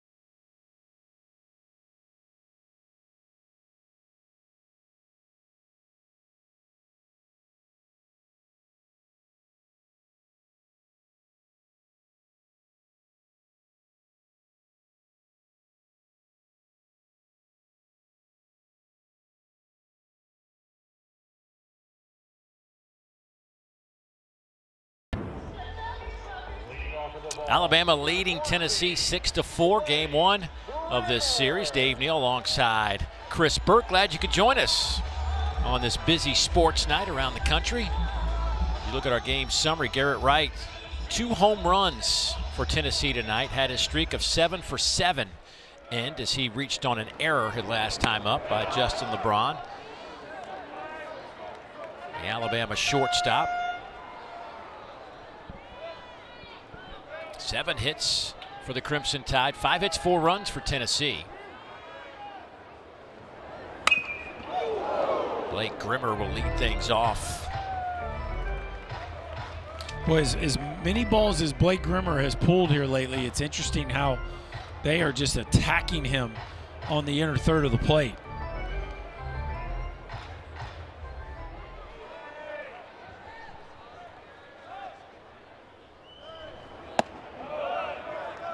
Tyler Fay continues to work here in the bottom of the 5th inning. He's thrown 94 pitches. Went 5 1/3 in his last outing, but gave up 12 hits and 7 runs to Texas. Boy, nice change up there for the strikeout. Tyler Fay, you look up and he's still out there, Dave.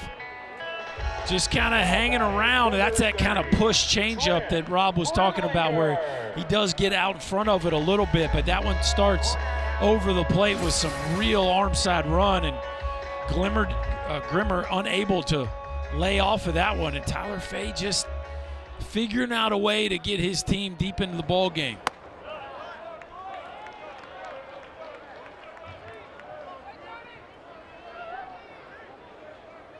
Trent Grenlinger to the plate, the freshman.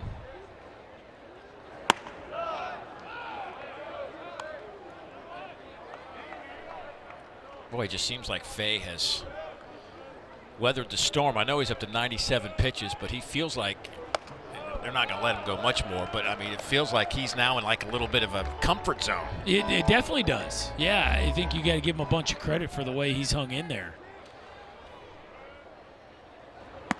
Oh, how about that spinner in there for a strike? 2-2. It's interesting. He threw 131 pitches in the no-hitter, and since then he has not thrown 100.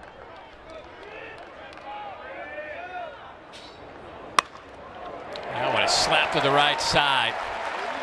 First hit of the game for the freshman. Now 1 for 3. And this is what we were talking about, just the professional approach. First couple of bats weren't exactly his best, but he hangs in there, shoots the ball to the backside. Now Stone Lawless has a chance to tie this game up with one swing of the bat.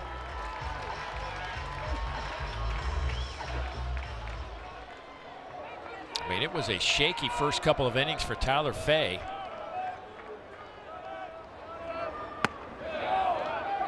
Lawless looks at strike one.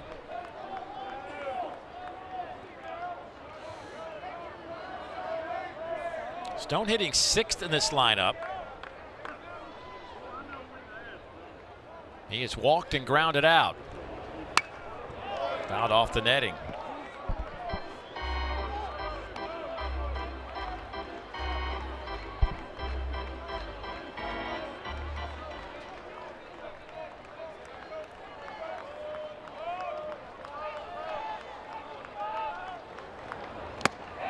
Big swing and a miss. They get Lawless. Speaking of that no-hitter, Berkey, you were talking about, I mean, what a night it was for this young man. It was an amazing night against the Florida Gators. I mentioned 131 pitches. It was the first time the Gators had been no-hit since 1963. That was in a 7-inning game. Bama's last complete game, 9-inning no-hitter, was back in 1942.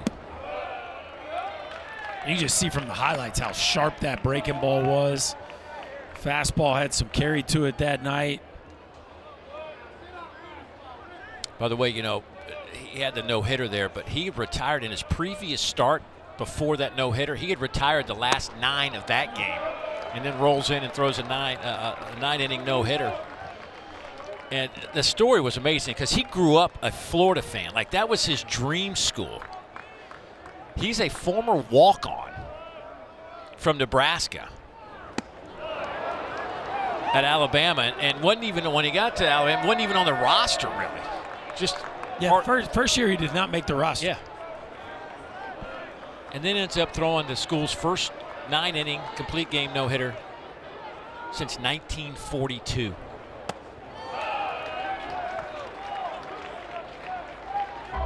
Yeah, stayed in school even though he wasn't on the roster, came back, made the team the next year. And now he's worked himself into being the game 1 starter and in the Alabama record books. Pitch 108 on the way.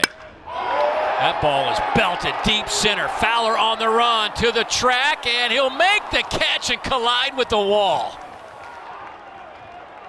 Blaine Brown just missed the straightaway home run. Well, we've seen a few balls get to the wall. This is the first time we've seen an outfielder come down with it. Bryce Fowler putting his body on the line to get the tie off the field.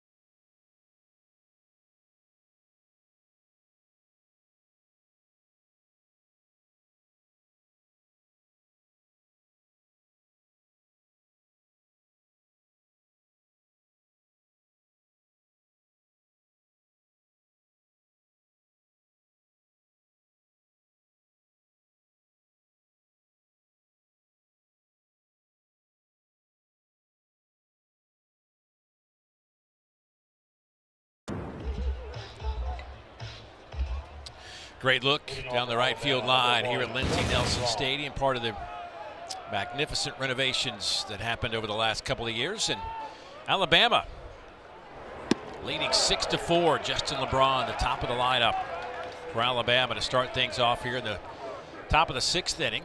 It'll be LeBron, Holt, and Brady Neal.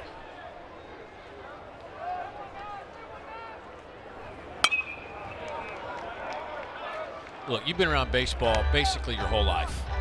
you've seen some of the best athletes that ever put on a big league jersey. I'm just curious. I mean, can you envision a time with maybe Justin LeBron as an outfielder? Well, he certainly runs and has the length and range that you would associate with a outfield prospect. Now, you know, I do think whoever drafts him is going to start him at shortstop because all the tools to play shortstop are there. Just the consistency has been off this season. But we've seen him have stretches where he's been a very consistent defender. I think it's a tremendous asset, though, that he's so athletic.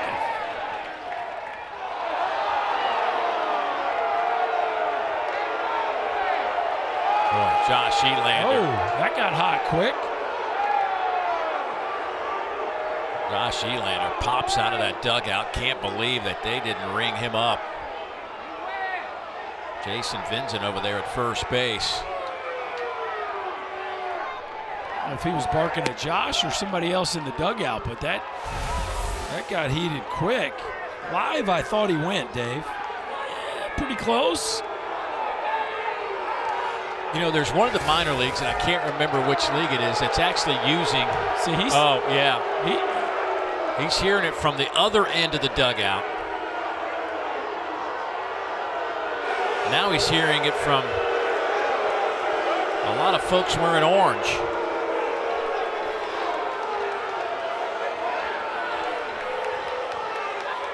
Boy.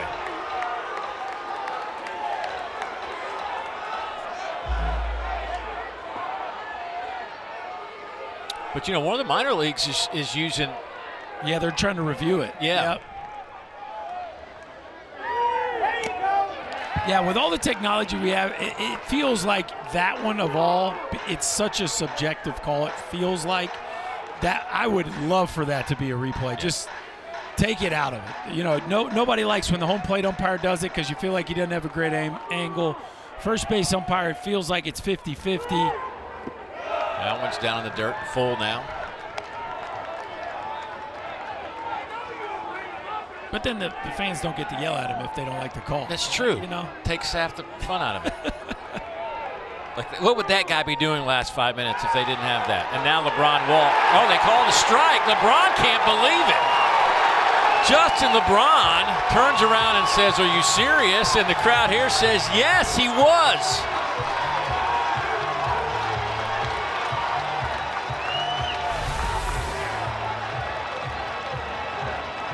fastball right down the middle. I mean, I could see where LeBron maybe thought that ball was a little down, but that's a good pitch. Yeah, I mean, that's a good pitch. You know, again, I think he thinks that ball's down, but it looked like it carried right at the bottom edge of the zone. And now Holt steps out of the box. Did he call time? Or I think Holt's complaining that he didn't have his eyes up. This thing's off the rails a little bit right now. Rob Bond wisely calling a timeout. Yeah, I don't think he was engaged. Man, I think he actually was, Dave. It looked like he had looked up, did he not? It did look like he looked up. Was Appenzeller, did he already begin his motion, though? That's what Holt was saying. It's like... No, that's definitely what Holt was saying, that he thought he had already started as he was looking up. But you tell me right here. Eyes up. There he goes. No, I think it was legal. Yeah.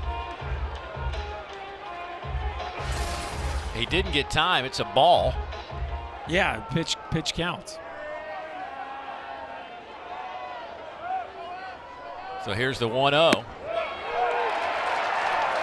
There's 90 miles an hour in there for a strike. It's 1-1. Yeah, things got, as you said, got off the rails here.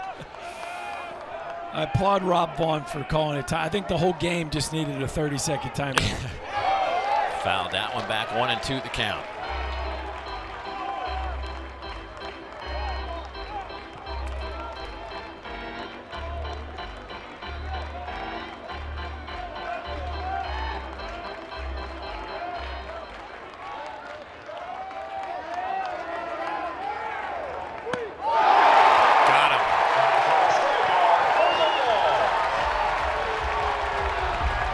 third strikeout for Appenzeller. Just locked him up, little front door bender.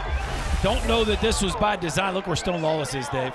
He's set up all the way on the other side of the plate. And sometimes you get away with one, a front door breaking ball that Holt just kind of goes emergency hack on. It all worked out the same for Appenzeller. Here's Brady Neal. Brady struck out looking his last time up against Appenzeller.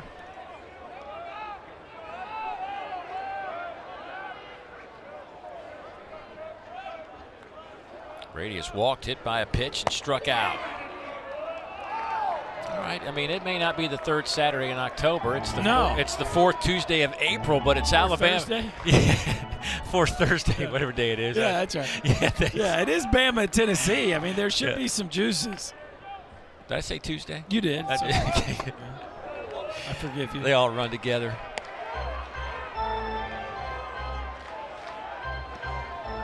Maybe we should make this an annual thing, the fourth Thursday in April. In April, Alabama, Tennessee square off. You just did. It's a thing. Call your boy Sankey up. Something tells me he's not going to answer. I could call him. Brady Neal gets the walk with 2 outs.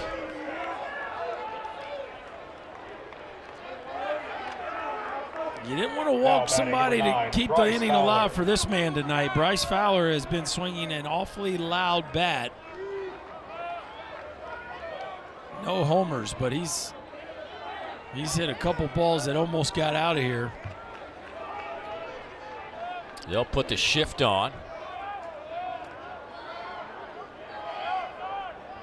So Marin will play on the second base side of the bag.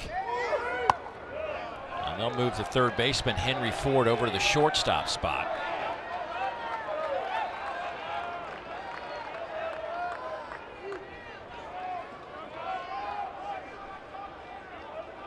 So if a ball's hit to the right side, who's going to cover the bag? Like if it's in shallow right where Grimmer's playing, does that mean Ford's going to go make the play? He's throwing it to first. Oh, 2 outs. Yeah. Yeah. It's Tuesday and there's 1 out. As KP, as our legendary KP says, how am I doing? Yeah, stay hot. Yeah. I've seen that shift where they have LSU had moved their best infielder around to where they thought the ball was going to be hit. There's definitely different ways to think about it. A lot of people will keep their shortstop at shortstop, but Tennessee right now is their third baseman, Henry Ford, playing the traditional shortstop position. But again, that might be because of what you're saying. They think the ball's more likely to be hit towards Marin. And another walk. So the third walk for Appenzeller, and the runners will be at first and second now, and you've got the free swinging Eric Hines coming to the plate, who was 1 for 3. He singled back in the third inning and scored. He has a strikeout and a ground out as well. So now Josh Elander, I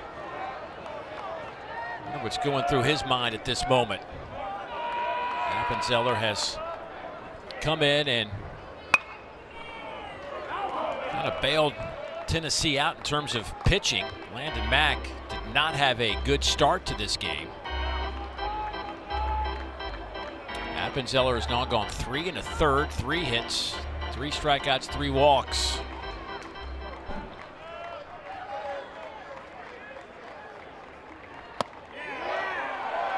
Well, that just missed on the inside.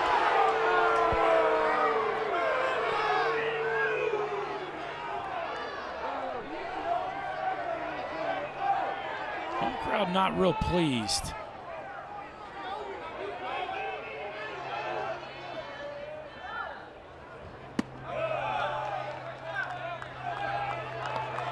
For Cam Appenzeller, again, this is just an odd sequence of losing his command. It's been so good all season long.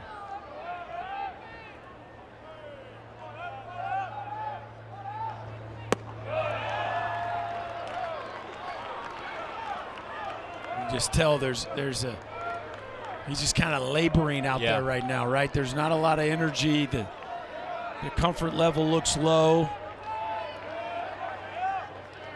3-1 to Hines. That ball is belted. Fair or foul? Fair ball, home run, clearing the stadium. Oh, my.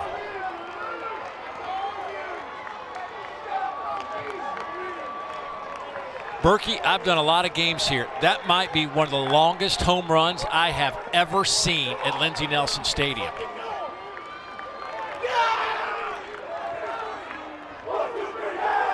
We talked about his legendary power. I don't know how he kept it fair, Dave. This is a fastball just kind of boring in on his hands. How did he keep that one fair? Look at the move through the ball. Oh! That is an A++ hack right there. And that ball didn't even think about hitting the seats. A one-hopper in the Tennessee River. And Eric Hines has chased Cam Appenzeller from this ball game. His 4th home run of the year. It's now 9-4 Alabama. The freshman with a monstrous shot. Back in a moment.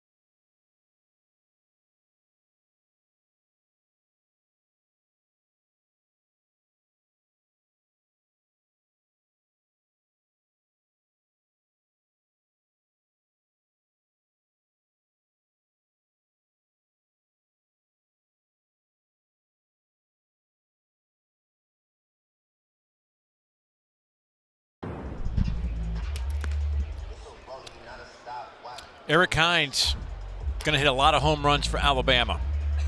He has now hit 4 in his young career, and this one was a moonshot. My goodness. The only question was, would it stay fair? And actually, it felt like it stayed fair by a pretty wide margin. Did not have any hook to it, Dave. That ball was dead straight, 430 feet to straightaway left field. And the boys from Bama are having some fun in the dugout tonight. Well, Rob Vaughn told us that Eric Hines, who's talking about his game, he says there is raw power and then there is Eric Hines' raw power. Yeah, it's a little different. Yeah. That is 6'3", 230 pounds. That could be playing linebacker for the Crimson Tide. That kind of athlete. Certainly looks like it, yeah. I would assume he played high school football. Is that a safe assumption? I'm going to guess that he mashed a few people on the gridiron.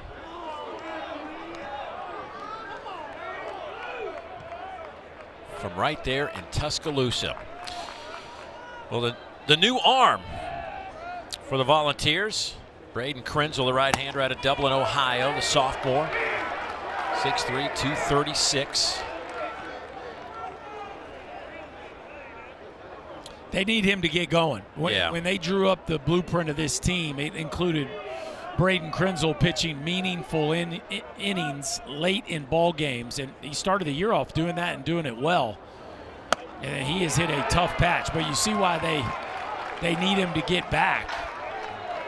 95 to 97. There's been some outings where it was just kind of inexplicably 92, 93, and he lost his command, but The raw stuff is there.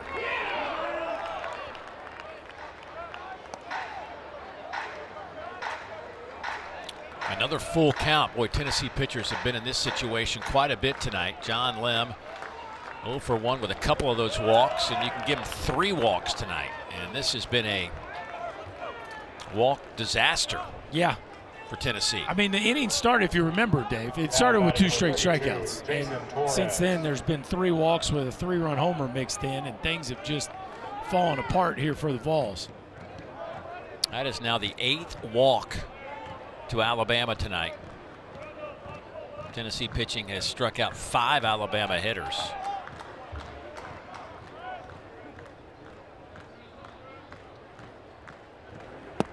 Ty Simpson just picked up by the Rams. Oh, wow. How about that? The Rams, huh? Yeah. Caden Proctor, the Crimson Tide, went to the Dolphins. Think they'll use him as a receiver some? Maybe. That is that's a package. That's a big boy. Yeah. So Tennessee came into the ballgame tonight with the 3rd least walks in the Southeastern Conference. They had 8 in the ball game.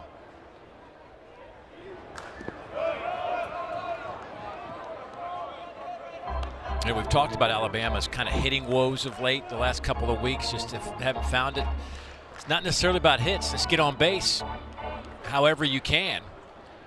And tonight they have done that via the walk and produced 9 runs to this point as we're in the top of the 6th inning. Marin, underhand toss to second, and that will get Tennessee off the diamond. But Eric Hines with a 3-run homer pushes the lead to 5. Back in a moment.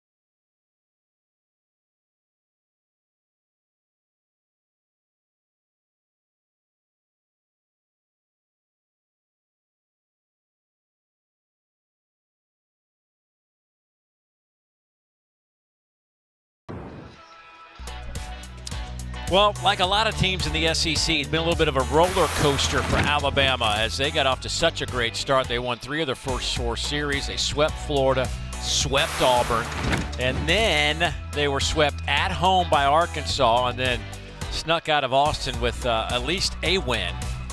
And they lose 2 out of 3. That's, no harm done, I guess, with the way Texas is built this year. But Rob Vaughn just is, it's kind of one of those things where he just, even though they just didn't play crisp baseball. Right. That's the problem. That's where where he's a little bit upset with the guys because he's seen how good it can be. Mm-hmm. And then they took a step back the last 2 weekends. Well, I mean, they've played 18 games. They've had a stretch where they won 8 out of 9, and they've had 3 series where they've lost 8 out of 9. Yeah. So it's the definition of up and down. Yeah. And it's weird to be this late in the season and still not be quite sure what you have, because they've shown flashes of playing at the top of the league. Yeah. And look, and the reality of it is they're still a top 16. Yeah, they're a host. They're a right regional host site. Yeah. Right. There's Eric Hines, the youngster. He's hoping he can get to be a part of a NCAA tournament game in Tuscaloosa. He's like, look, I just stayed inside of it. Yeah, no, he's still he will talk about that for the next 2 hours probably. His buddy's like, yeah, I got it. I watched it. Yep. So Alabama goes to the bullpen, and Tyler Fay's night is over. He got him 5 innings. Sam Mitchell takes over, making his 15th appearance of the year, 5.1 ERA, and 22 2/3. Manny Marin to start things off.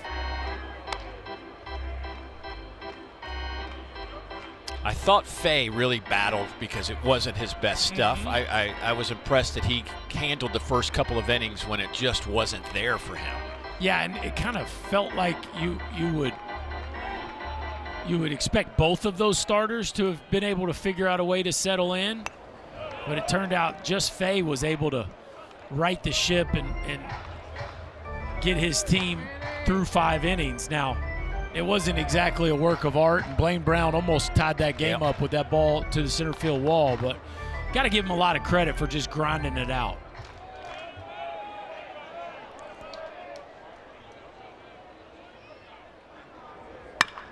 Ground ball slowly off the back of the mound. LeBron, man, his arm is something else now. He's got a whip.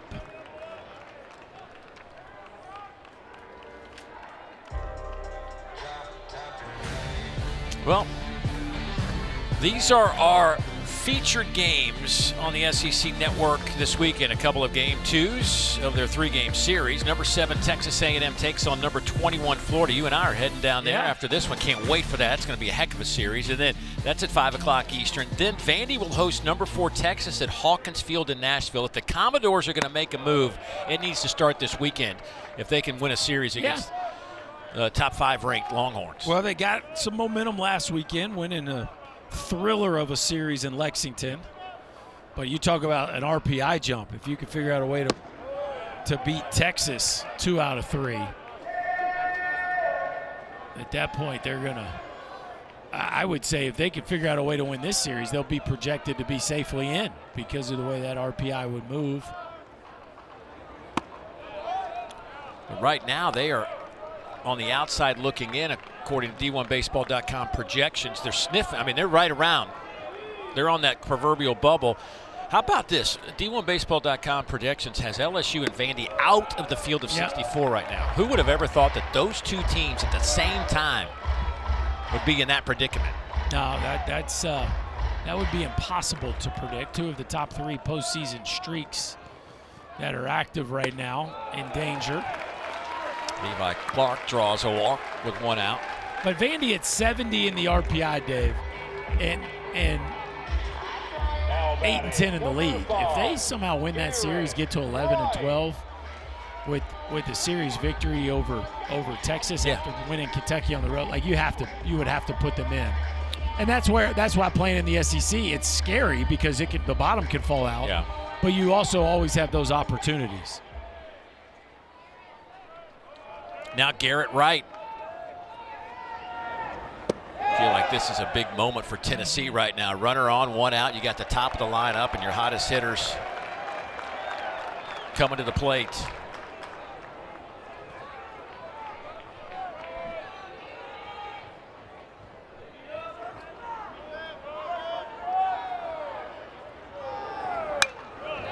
Fouled that one back. It's 1-1. I was going to say, you don't want to walk the number 9 hole hitter in your lineup, but Levi Clark's not your normal 9-hole hitter. Definitely not. You don't want to serve him something up. But in a 5-run ball game, you live with solo homers. You start giving the other dugout energy with walks. Out to the right side, Brady Neal will make the catch. Well, Garrett Wright just on the baseball right now. That ball is smoked. Now batting, number 9, Henry Ford. Didn't hit it high enough. No. Didn't he learn his lesson? Hit it over him. Right. Don't hit it at him, hit it over them. Simple. 2 home runs to start this game for Garrett Wright. 1 in the first, 1 in the second, and reached on an error and then flew out on a laser to right just a moment ago. And now here's Henry Ford. There's a strike, start him off. Henry grounded out his last time up.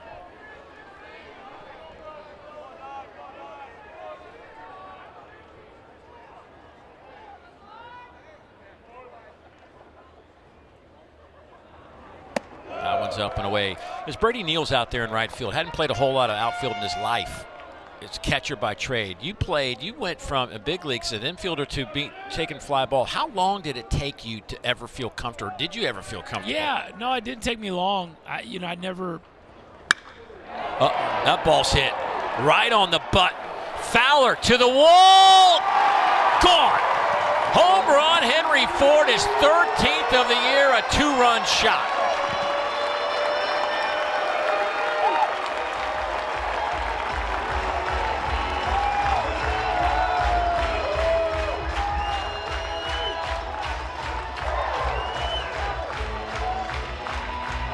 Feels like there's still a couple chapters left to be written of this ball game, Dave. Henry Ford gets a hanging breaking ball and just smashes this ball to straightaway center field. A no-doubter. We've seen some balls hang up to center field. That one hits the middle of the batter's eye. That was 104 that time. 405 feet. Vols pull within 3.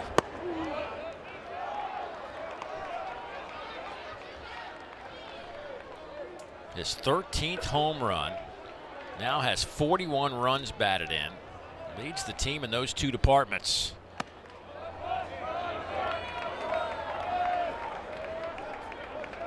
Reese Chapman with 2 down in a 3-run game.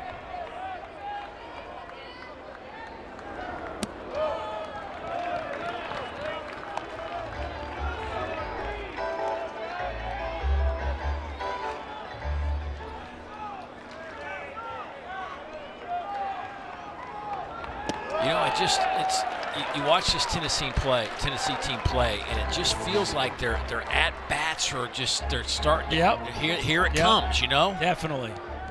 And again, we've seen 3 home runs in this ball game, and we had the ball by Brown gets caught at the wall, and both these teams have swung the bats really, really well in this ball game, and both pitching staffs have helped out with walks.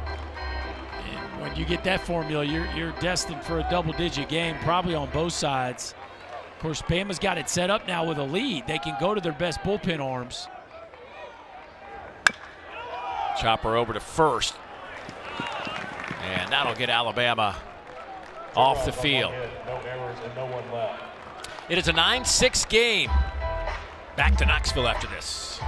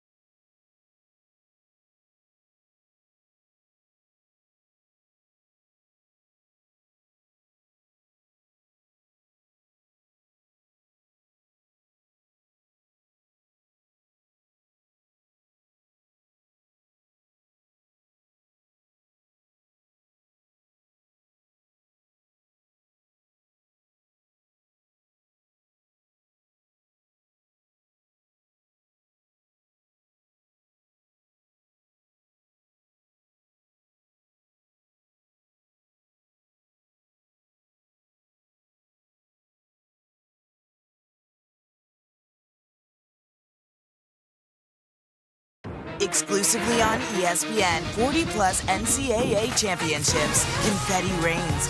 Nets are cut. Joy erupts. Hardware is hoisted.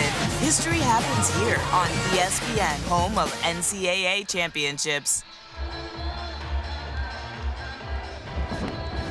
It has been a back-and-forth affair here in Knoxville, and every time Alabama gets some separation, here comes Tennessee trying to claw back into it. Eric Hines, you see there, with a big 3-run homer a moment ago. 2 for 4 tonight for the true freshman out of Tuscaloosa. Meanwhile, Garrett Wright has done his damage with 2 home runs tonight for Tennessee. 1 in the first, 1 in the second, and they just got a mammoth home run to straightaway center field from Henry Ford for a 2-run shot, but the Vols still trail by 3 here as we move to the 7th inning. Mark Hendy takes over on the mound now for Tennessee. The left-hander will start things off against Andrew Purdy. Krenzel, 3rd of an inning. For Tennessee as he replaced Appenzeller.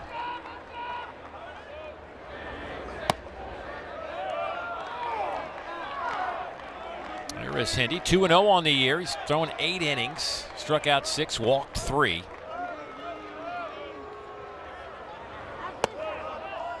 Well, it wasn't a long outing for Krenzel, but I think a positive one in the fact that, you know, he comes in, gets him off the field. It wasn't perfect. There was a walk in there, but still, I think they're just continuing to bring Krenzel along, hoping that at some point this season they can get him back out there in a high leverage situation.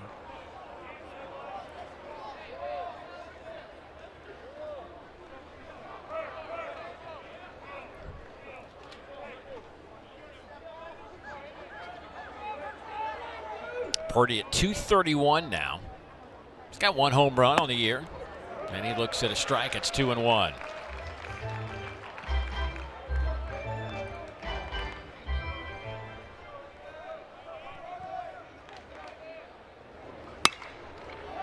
High in the air, out to left. And that'll be caught by Blaine Brown for the first out. Hey, our NFL draft coverage continues tomorrow on ESPN, ABC, and the NFL Network at 7 Eastern, 4 Pacific with the 2nd and 3rd rounds. It's also available on ESPN Deportes, Disney+, Hulu, and the ESPN app.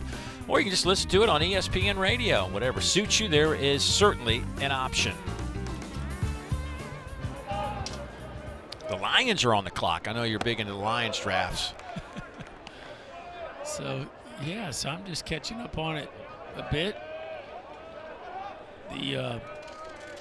The Lions taking somebody from Florida State. Why don't you fill me in? They did? No, I'm just asking you. Is that listen, there's not a whole lot. Let me just say this. There's not a whole lot of options right now. Okay. The last 2 years have proven anything. There's not a whole lot of options. Hey, but 2026 football season.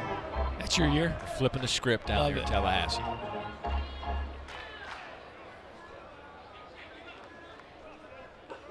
Peyton Steele.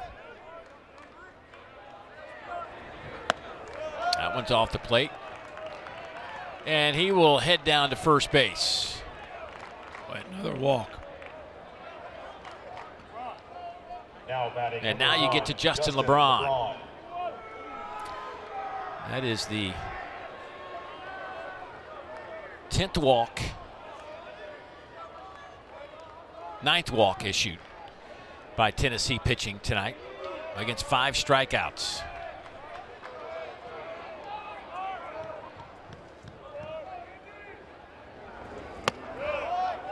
That one's up in the zone. Justin LeBron came to Alabama weighing about 155 pounds. Yeah, speaking of the NFL draft, I feel like LeBron could go at like free safety. Yeah. I mean, that is a real dude right there. He has certainly spent his time in the weight room well. He's 6'2" and a half, 190 pounds. And kind of freakish in the weight room, according to Rob Vaughn. Like the measurements they do that track explosiveness and force, he is off the charts.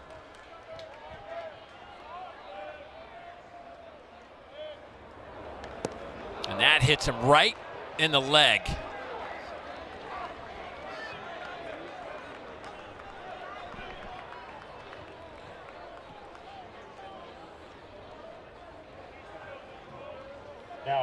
Well, this is what you call the literal definition of that's a front foot slider, Dave.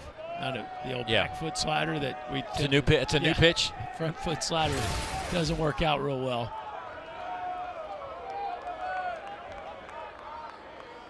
That is the make it 4 hit batters tonight to go along with 9 walks. That is not how you win ball games, and Josh Elander has seen enough. Frustrating night to this point, but the bottom line is, yeah, they're not pitching it well, but it's still a 3-run game right now. Only 1 out, so you get yourself a ground ball, and perhaps you kind of stay alive in this thing. Yeah, I mean, you put a 2-spot up there to draw within 3 and come out and give them 3 free passes. That's not a formula to stay in the ball game. So a new arm making the way onto the diamond. We'll update the change when we come back.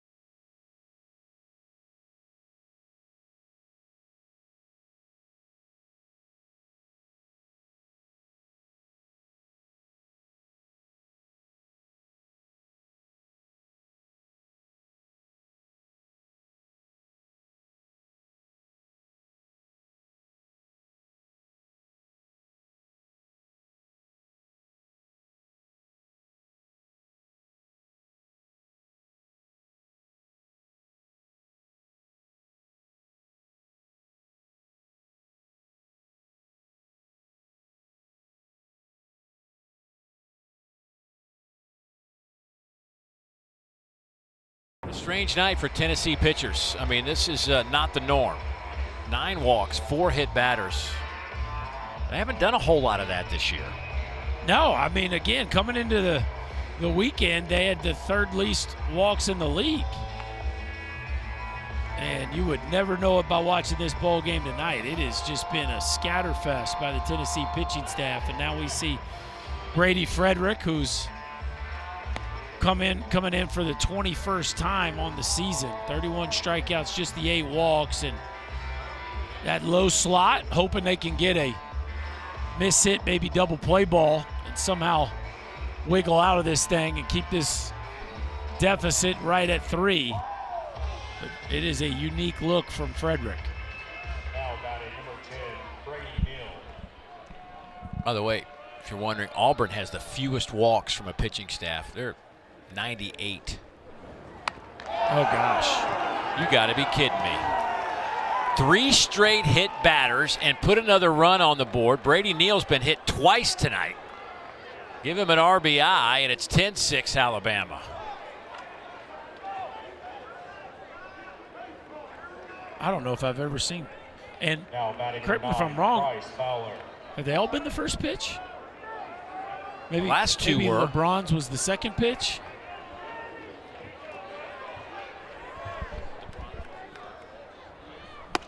Fourth pitch, you just missed it. Okay, so Well, LeBron if was you the take fourth. if you take the first 3 out, Then it's been 3 straight pitches. Okay, yeah, right. Thank you. There you go.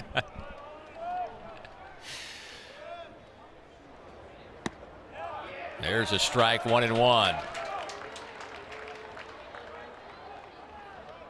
So it was 3 straight pitches. Pitches. It was. That's what I mean. Take the first 3 out to LeBron, and it's been 3 straight pitches. Boy, Fowler tried to hit that one 450 feet, and it's now 1-2. Eric Hines is on deck. The big man with a big home run his last time up. Fowler will get another opportunity, 1-2.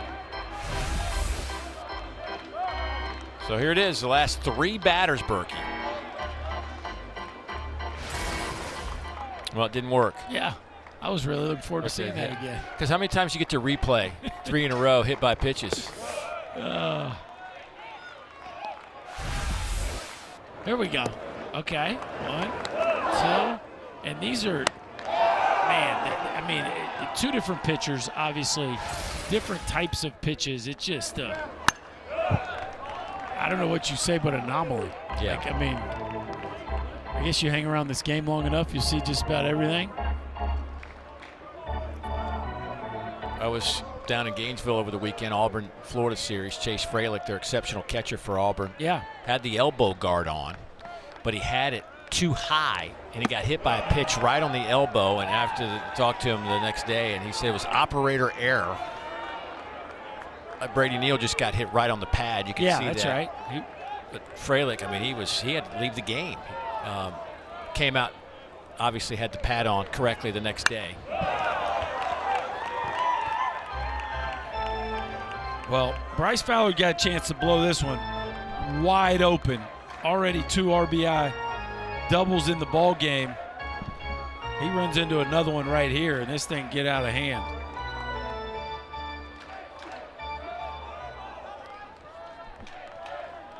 Ninth pitch of this at-bat on the way. Slaps it, and it just foul.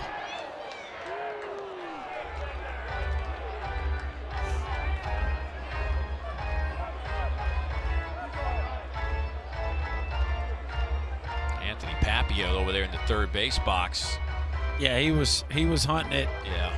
He was feeling it, but it from here it looked like it just sliced foul. Couldn't have missed by much. 5 fouled off with 2 strikes for Bryce Fowler. Make it 6 fouled off.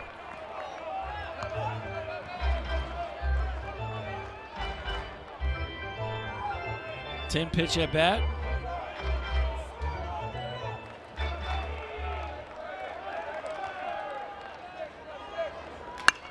Another foul ball. Now you've seen everything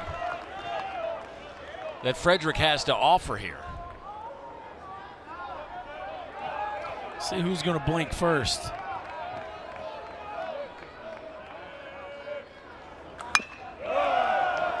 My goodness.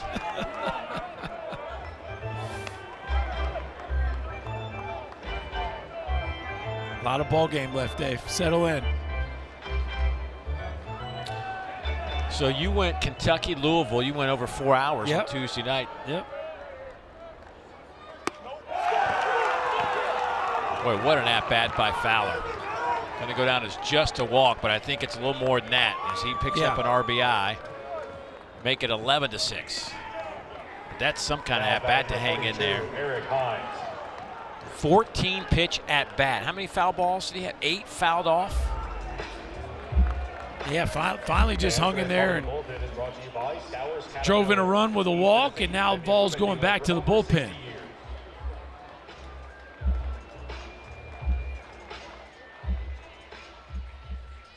Ten walks, 5 hit batters now.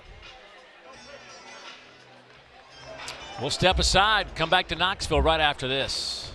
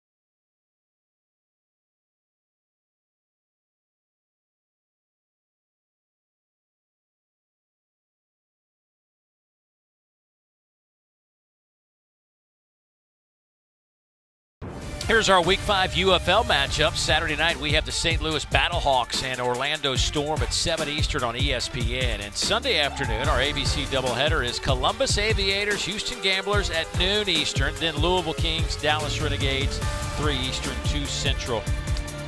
We're halfway through the season. The Storm, the only remaining undefeated team in the league, they're 4-0. Renegades sit 1 game back. Here's a guy that could be playing in the UFL if he so chooses. Eric Hines, 6'3", 230-plus pounds. This is what he did his last time. 4. Wow. Please. That ball was disintegrated into the Knoxville Knight. Just a calm 427. Tennessee searching for answers in the bullpen as they're trying to keep this thing somewhat competitive here late. Bama's got a chance to just absolutely run away and hide here. Are you kidding me? This is absolutely incredible what we're watching. That is the 6th hit batter and the 4th this inning. I've never seen anything like it. So since, by the way, since Purdy flew out, we've had a walk, hit batter, hit batter, hit batter, walk, hit batter. Yeah, the inning started with just an old-fashioned can of corn. Alabama's going to take it. You know that. It's now 12-6. John Lim steps into the batter's box. He walked his last time up. Bases still loaded. That one is slicing foul, or hooking foul, I should say. There you go. Lim has 3 walks tonight and a flyout. Good OBP night.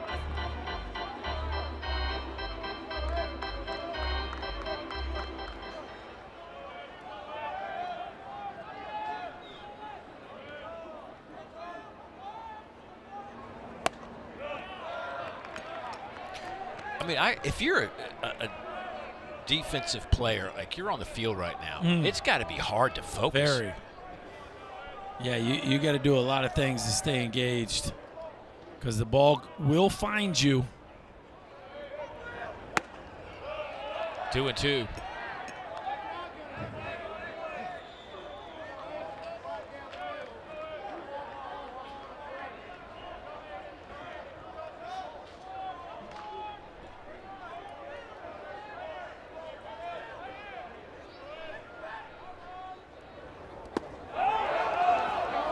Everybody stays at their respective bases.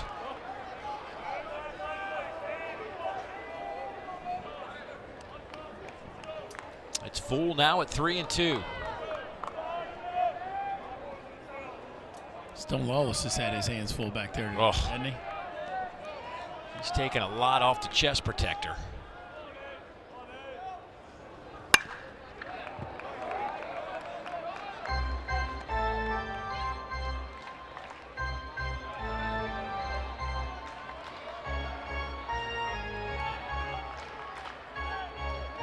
You know, you start thinking about, okay, what are we doing arm-wise for the series for Tennessee?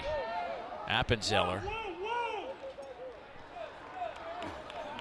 He went 3 1/3, so I don't know what that means for. He's definitely not going to pitch tomorrow, I wouldn't think, and maybe not game 3.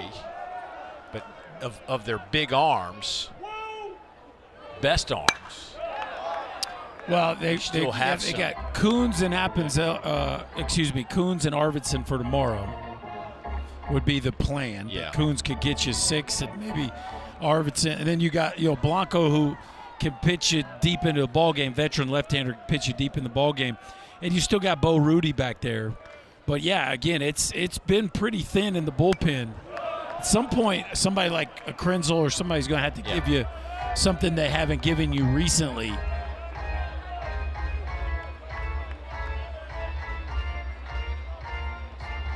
But they're at a point now with what happened this evening with, essentially burning Appenzeller. One of the starters is going to have to go deep into a ball game. Here's another payoff pitch to John Lim. This one is out to left. He didn't tag. Wow. Wow, that is shocking from a guy, a veteran player. I don't know if he thought that ball was going to get down or not. I think he forgot the outs, Dave. And you talk about the defense losing their edge. Look, Brady Neal just starts going home. Man, that ball's never going to fall. That ball's in the air a very long time. And, man, that's you owe your buddy a smoothie. You see Anthony Papio not happy in the third base coaching box.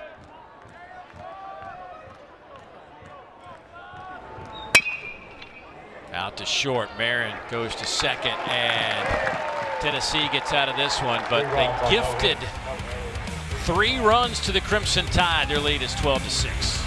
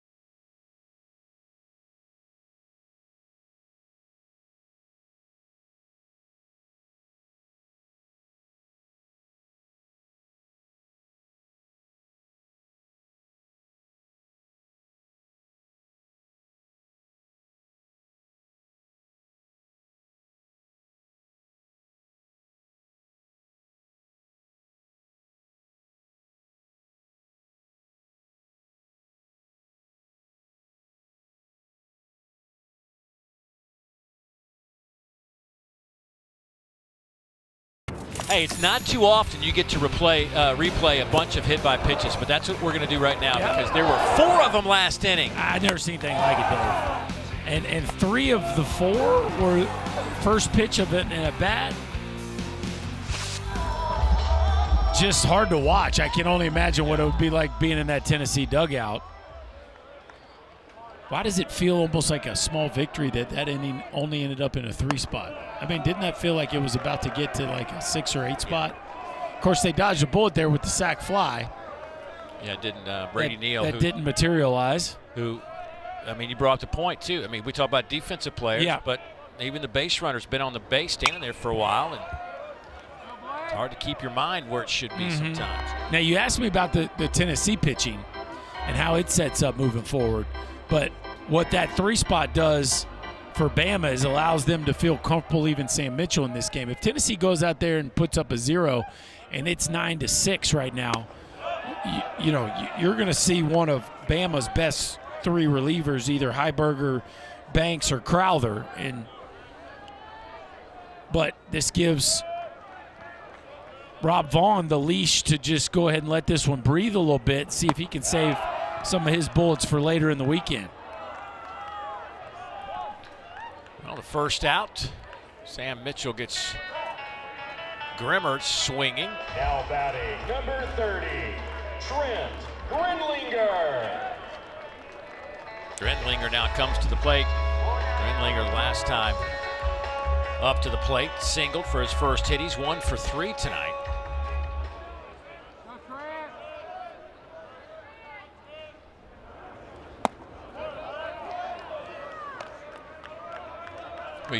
Going to be fun watching him kind of develop over the next couple of years at the plate. He already comes with so many great tools.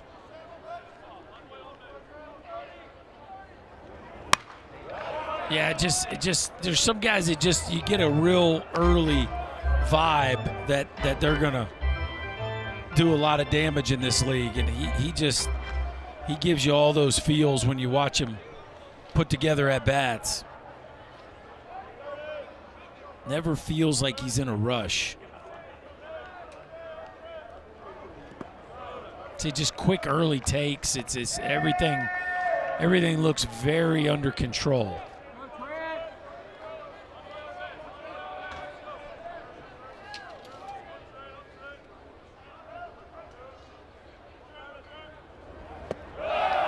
How about back-to-back strikeouts now for Mitchell? Yeah, and you talk about Grindlinger, the lowest chase rate of the Tennessee regulars in conference play, meaning he doesn't do that very often. For him to go after a breaking ball out of the zone, very uncharacteristic, but give Sam Mitchell a bunch of credit. That's back-to-back Ks off two very good hitters with that slider.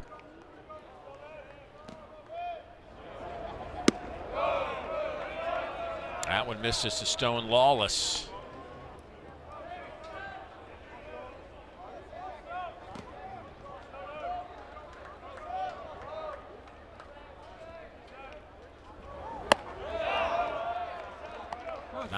Miles an hour.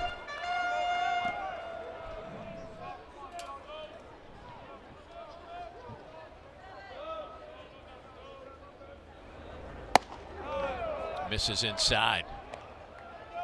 I don't know if Lim got a new mitt back there behind the plate, but it's popping. Yeah. Sounds good. Pitchers always like that.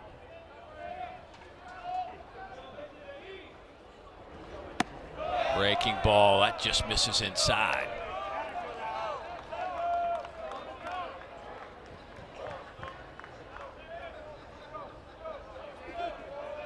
Mitchell, the redshirt sophomore. Pumps a strike in there. It's now 3-2. Young man out of Madison, Alabama.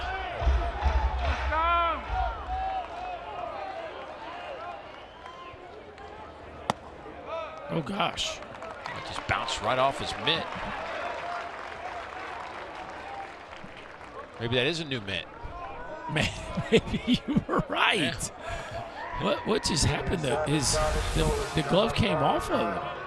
Now batting, number 1, Blaine. The glove came off his hand. Ooh, it hit it like on the thumb and twisted it. I continue to see things that are making me chuckle this evening, and forgive me for. I'm glad you could laugh. Yeah. Again, I had a game Tuesday between Louisville, Kentucky that had very similar feel to it. Saw it pop-up interference in the dugout by a Louisville strength coach. Never seen that called before. That's a new one. Yes. Sharply hit. Pop-up, bases loaded, first inning. So bases loaded. Yeah. Break. Louisville's hitting. Pop up to their own dugout. Okay. Kentucky's first baseman comes over to the dugout. The string coach is on the top step, and the first baseman bumps into him, misses the pop-up. Kentucky comes out, asks for it to be reviewed for interference, and its call gets overturned. And he was on the top step, so he was in play. Yeah. And the rule is vacating the area, like you can't interfere with a player as he's trying to make a catch. And so I'd never seen that one.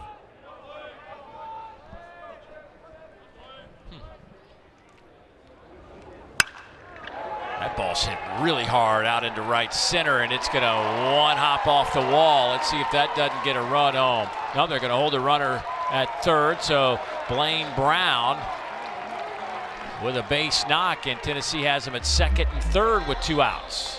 Well, that's pretty encouraging if you're in the Tennessee dugout. His last at bat, Blaine Brown flew out to the center field wall, what looked like it had a chance to be a 2-run homer, and this is a 3-iron in the right center field gap. And again, it hasn't been very pretty, especially last month or so in conference play, but swings like that really give you hope that this kid's going to reach the potential that they feel like he has, which is they really feel like he's got the ability to be a first-round kind of talent.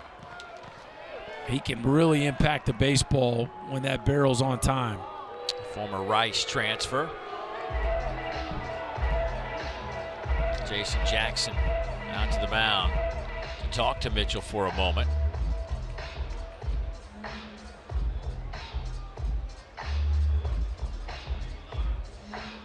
I'm with you, boy. They would really love to get him through this inning. Yeah. Have whoever maybe start clean in the 8th. I mean, you know, if you keep it to 6, maybe running you back could run him back out there. You know, you just never know. But yeah, you know, if Marin drives both these guys home, you got to believe there's another arm coming into the ball game.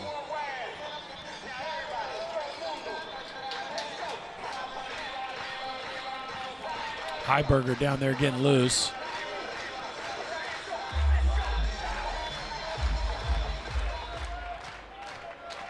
Two outs in the inning, but runners at second and third for Manny Marin.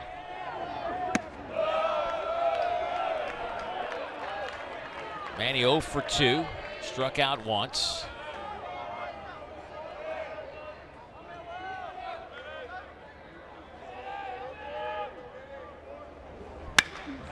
And that's a base hit. Brady Neal comes up firing. Here's his throw home. It's not in time. The throw to second won't be made. And a 2 RBI base knock for Manny Marin. And it is 12-8 now. A couple impressive swings of the bat there by the Vols. That's a really nice piece of hitting here by Manny Marin, covering the outer third of the plate. Looked like a breaking ball right on the outside edge, and Manny Marin keeps his chest down, fires that thing into the gap. Couple runs scored, and Vols are trying to keep this thing interesting for you, Dave. Well, they've definitely done that, and you've got a guy that can certainly leave the yard if one's.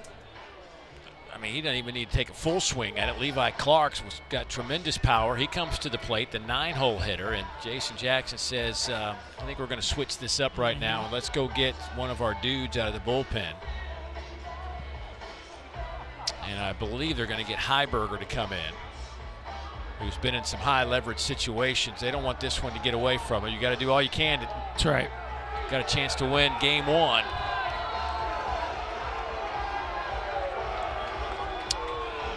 And it will be Heiberger making his way onto the mound for the Crimson Tide. We'll update his numbers when we come back.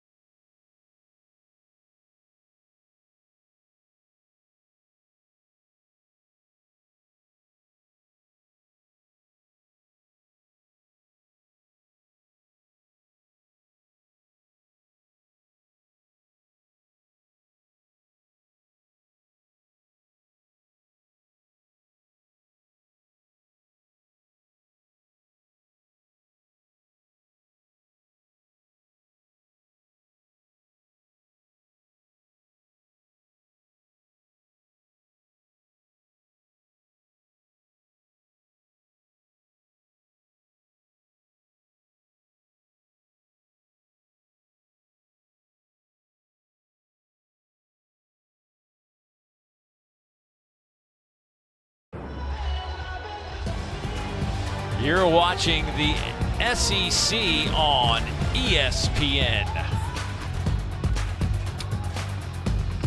We've had some balls leave the yard here in Knoxville. Eric Hines hit the longest one of the night, almost 430 feet. Garrett Wright's had a couple of home runs for Tennessee. We have got some big games coming up this weekend to kind of keep an eye on. Texas A&M and down in Gainesville taking on the Gators. Georgia at Ole Miss. You know, you and I are going to be down in Gainesville, and obviously that's a big series. Here's Levi Clark to start things off. against Heiberger. 1 pitch, and that'll do it for the Crimson Tide. We'll talk more about games coming up in the league when we come back. We're heading to the 8th in a 12-8 ball game. Alabama out in front.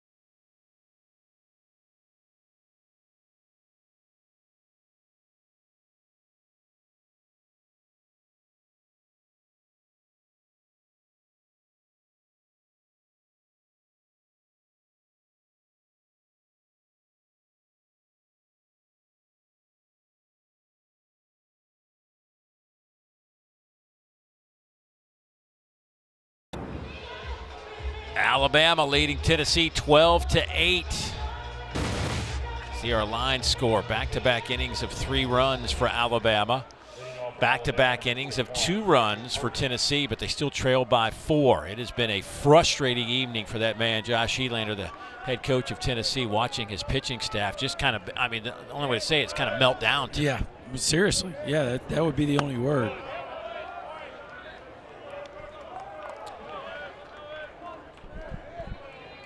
Andrew Purdy to start things off. Nick Abram on the mound for Tennessee. That ball shot out to left toward the line. And what a catch out there by Blaine Brown, who overran it. Hit the brakes and made the catch. Well, he took a peek. He took a peek at the wall, and then by the time he found the baseball again, he was past it. Fortunately for him, he's got some long arms, and he was able to make the play anyway, but that one almost got real interesting.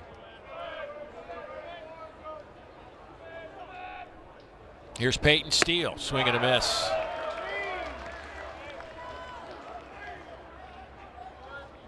So we were talking a little about those series coming up. Yeah. Texas A&M Florida is going to be interesting, the way Texas A&M is playing, maybe the hottest team in the league.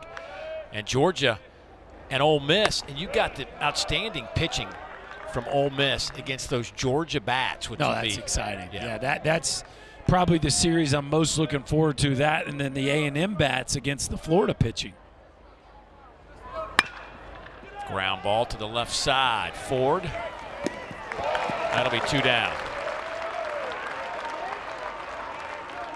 Georgia very reminiscent this year of some Tennessee teams. 4, 5, 6, 3, 4, 5, 6. Yes. Just double-digit home runs up and down the lineup. Big arms. Some big arms, yep. Maybe not quite as elite as Tennessee brought. Yes. But big arms. But the offense definitely it gives you the similar feels. Daniel Jackson. The fact that he catches the Triple Crown right now as a catcher. That's what I'm saying. He's catching every inning for them. I mean, it's really crazy. Justin LeBron.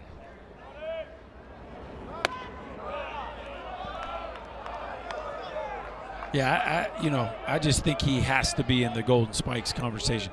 Your team's winning the SEC. You're currently right at the top for winning the Triple Crown in your league. You might go. He still has an outside chance to go 30-30. I know, that's crazy. But he's going to go 20-20. Yeah. It is. It's been impressive. Did I mention he catches? So Daniel Jackson, there's your list. Daniel Jackson, who leads the SEC in the Triple Crown categories. Landon Hairston has been the best hitter in college baseball this year. Fly ball out to the right side, so that is a good inning for Nick Abraham. That is the first 1-2-3 inning of the game for either team. Wow.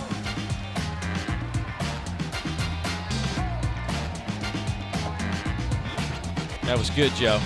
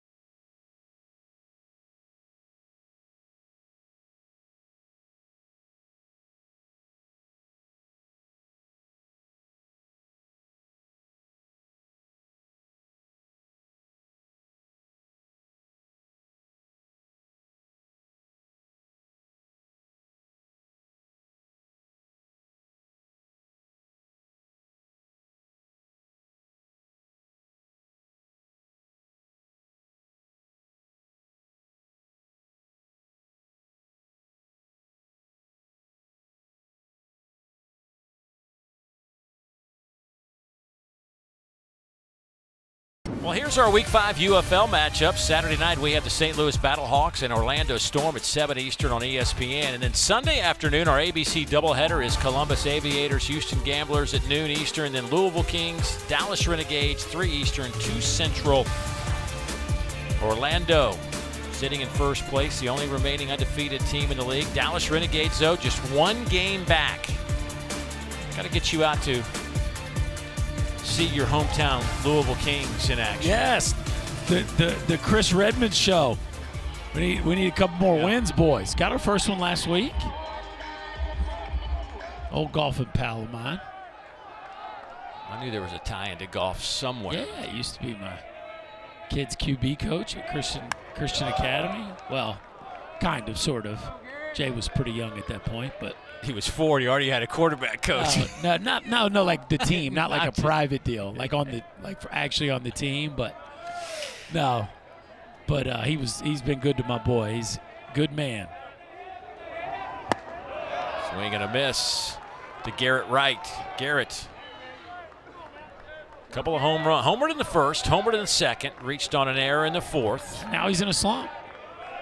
0 for 2, I mean. Last 2. He was 7 for 7 after those 2 home runs.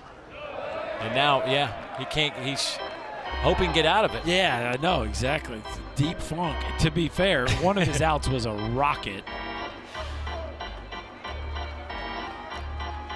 He did hit a laser out to right field, caught by Brady Neal.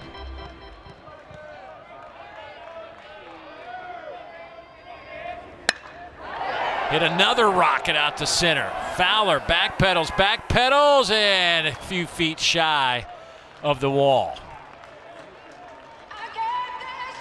Whew. He is some kind of locked in. I don't know if Garrett Wright has dead central in his back pocket, but I think he hit just about every ounce of that ball. Now, somebody that does have dead center in their back pocket is this man right here. We've already seen him do it once tonight. A 2-run homer his last time up for Henry Ford. His 13th of the year, and RBIs 41 and 42. He also has a double tonight.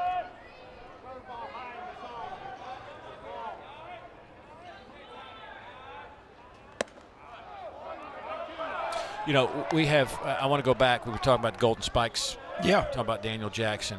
Rock Chalowski has been clearly the best player, the number 1, the prized draft pick, if you will, coming out of college. Everybody expects him to go 1-1. Where would you, he's on that list, but is the Golden Spikes the best player or the guy that had the best season? Yeah, I think it's a great conversation, one in which I think a lot of people are having right now, because Rock's not having the best season. Right. Now, that doesn't mean he's not having a good season, but he's not having the best season. And to me, it's the award is not for the player that's going to get picked first. And it's not a lifetime achievement award. It's, to me, for the player who's had the best season. Now, that doesn't mean context doesn't matter. Your team winning, your team making it far should factor in, but it shouldn't be everything. Yeah. And so, I brought up the point this week of, well, if Rock Chalowski would be in the conversation because of some of those reasons, why wouldn't Drew Burress? His team's having a great year. He's had a great career. He's going to be a high first-round pick. And so I just think it gets a little, like, to me, it really needs to start with who's having the best season. And there's a lot of greats. I mean, Tate Davis was leading the country in homers and ribbies until Landon Hairston hit a couple homers the other day. So, we still got a lot of season left. But Tate Davis and Landon Hairston are going to hit 30-plus home runs. Now, that's not the only stat that matters, but it's a big one. It matters some. Yeah.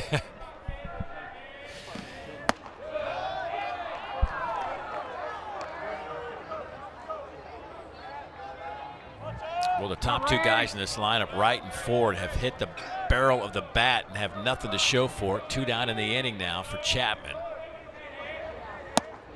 There's a strike. It's 1-2. Well, it just looks a little different from Heiberger, doesn't it?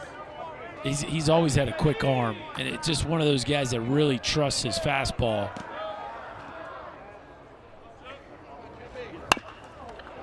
Well, it's going to be a tough play. They had Torres playing towards short and safe at first. Boy, he was not too far from Justin LeBron.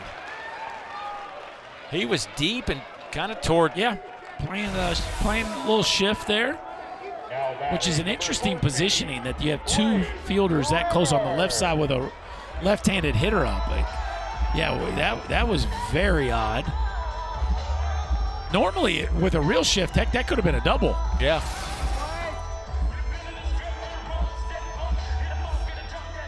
So the 10th hit for Tennessee tonight. 8 runs on the board.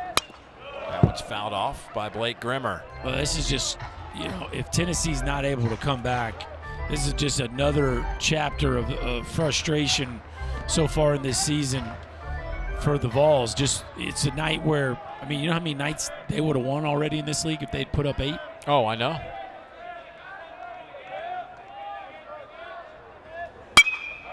That one is out to left.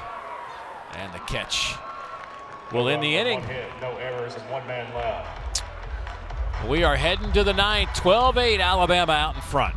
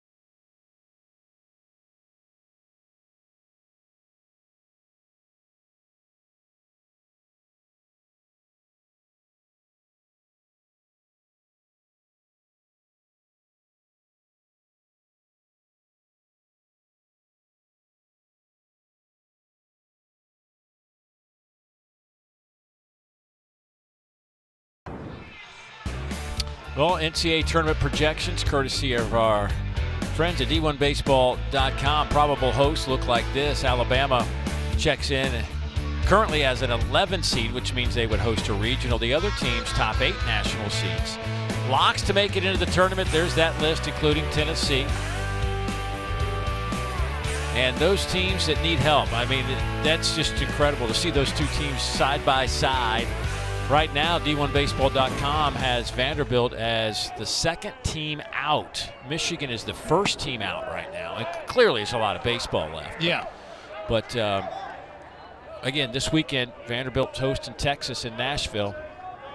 And that's going to be a big one. The Commodores could certainly help themselves winning that series. Ooh, line. Brennan Holt. Right back where it came from. Hit number 9 for Alabama. Here's a look at the first 4 out as you see Michigan, Vanderbilt, Texas State, and Arkansas.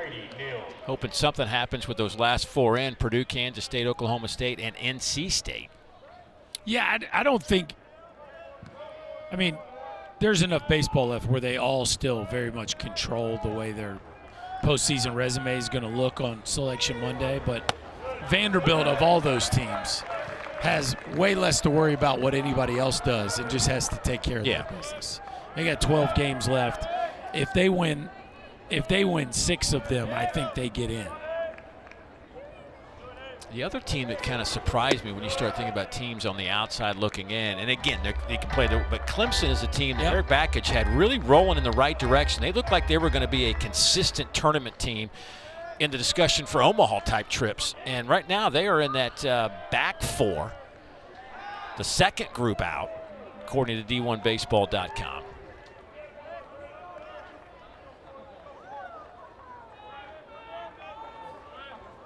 There's Brady Neal. He's averaging .361. He's dropped 3 points tonight. Yeah, Vandy's got Texas at home, at Bama, and then they finish with the 2 teams that are in last place currently in the league. So it's really, from an RPI standpoint, they really need to make hay these next two series. High fly ball down the line and left. Brown on the run. And he made the catch in the corner.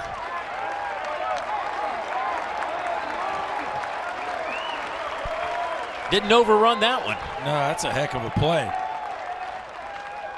But we couldn't even see him by the time he finished this one off. Now batting number 9. Great look down there in the corner. Well done. Blaine Brown with his second tough play in the last few innings.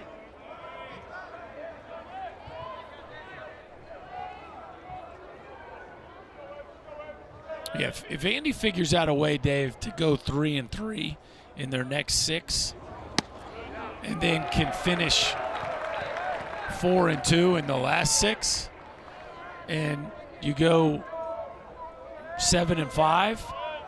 I think that gets them in. Now, it would be interesting to, if they go 7-5, but it looks different. But Fowler hits this one to right center, and it drops in for a base hit. They will hold Holt at third, and a double. So Fowler, his third double. Yep. Doubled in the first, doubled in the fourth, and another one now here in the batting ninth. 42, Eric Hines. Man, he's just been wearing that right center field gap out. 3 doubles in the ball game. Looks like the Vols are headed back to the bullpen. For over 60 years. Tennessee, they will be going back to the bullpen. This will be their 7th pitcher of the night. Back in a moment.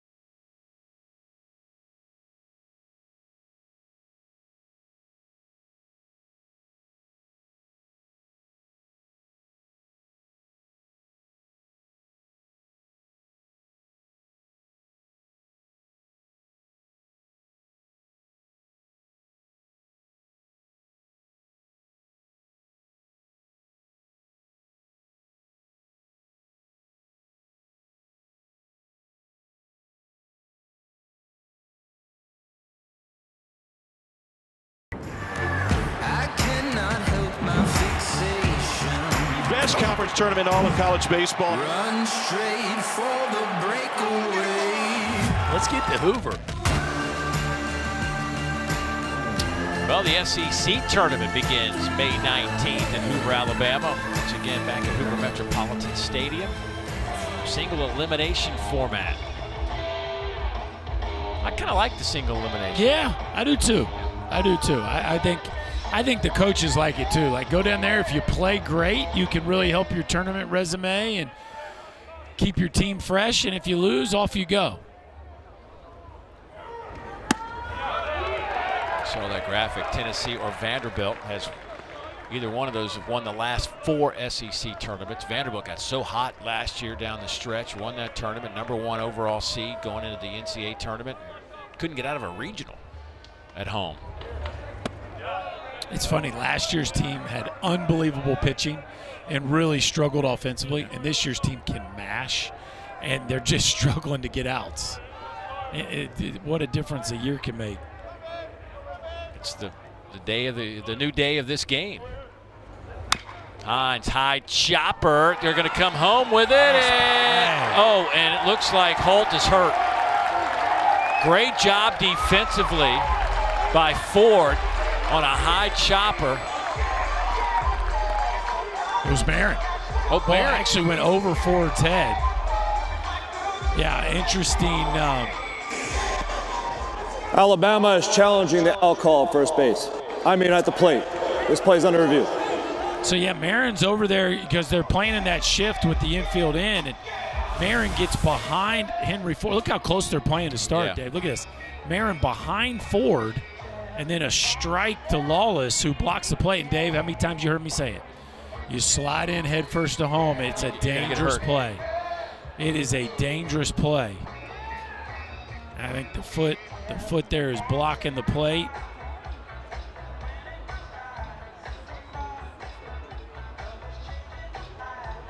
Well, Holt looked like he was going to be down for a while. He got up, not saying he didn't get hurt, but he got up and headed right for that dugout. But boy, that was some kind of play by Marin, though. That was an incredible play.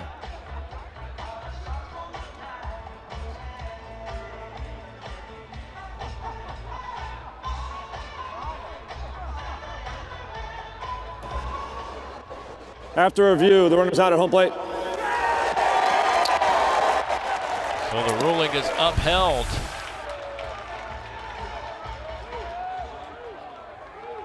You can just see, Dave, like why that can be such a dangerous play. I mean, shoulder, hand, fingers.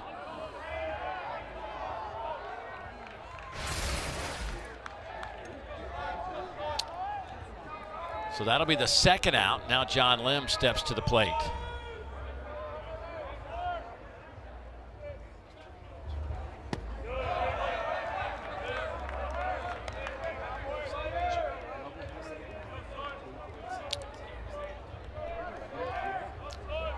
By the way, the series is going to end on a doubleheader tomorrow, just for those fans in the area that are thinking about coming to the ball game.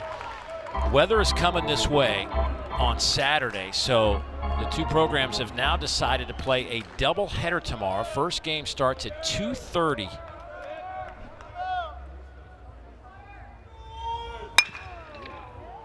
Out to the right side, gobbled up there by Grimmer, and Tennessee getting off the field. Heading to the bottom of the ninth in a 12-8 game.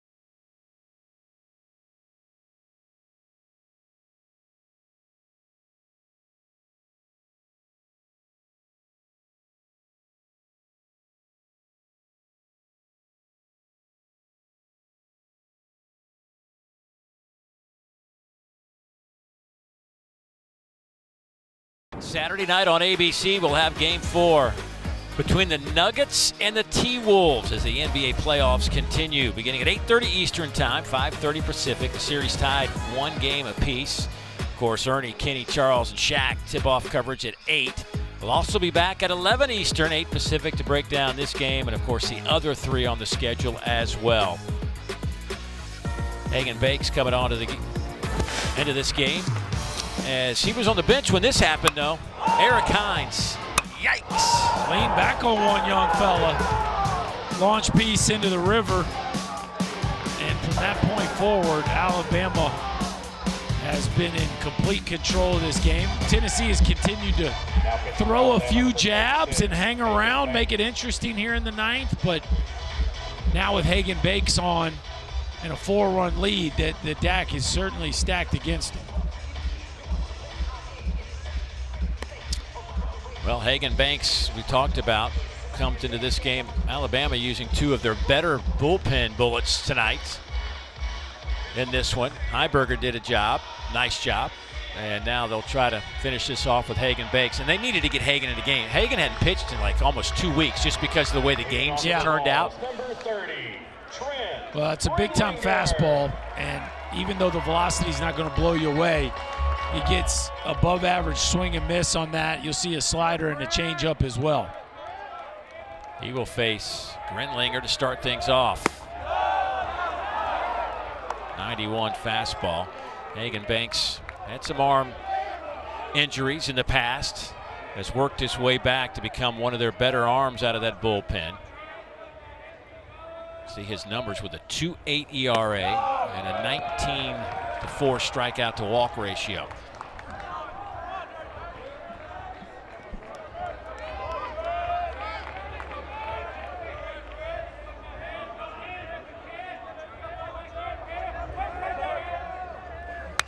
Fouled straight back. 1-2.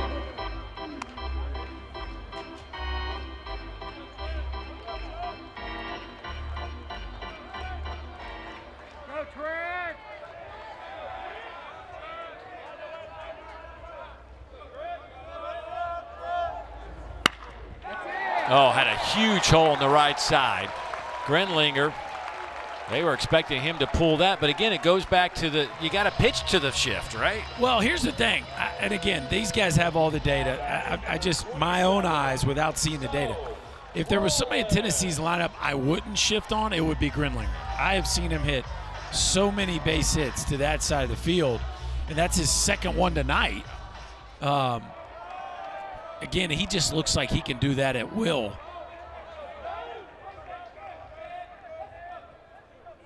Here is Stone Lawless. That one bounces into the chest protector of Lem.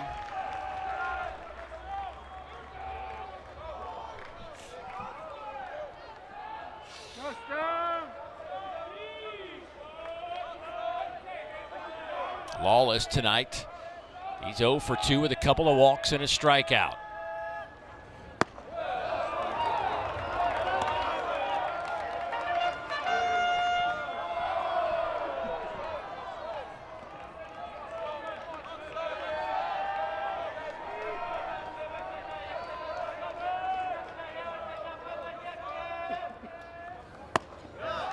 Another strike, 1-2.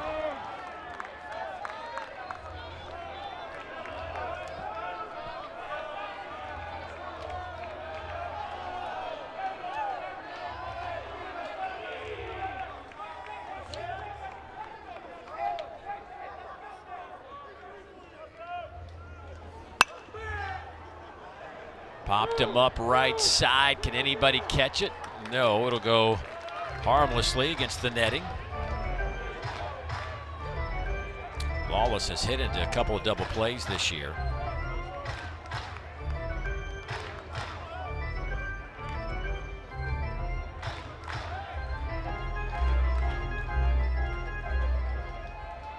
Tennessee's hit into 26 double plays. They've only turned 15.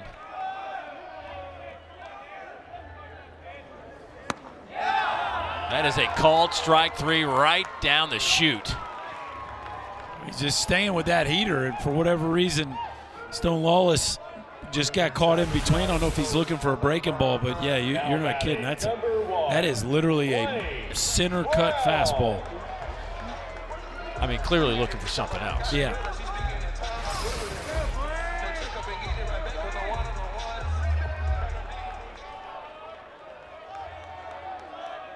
Here's Blaine Brown. That one's up and away to Blaine. He's 1 for 4, a couple of strikeouts and a double tonight.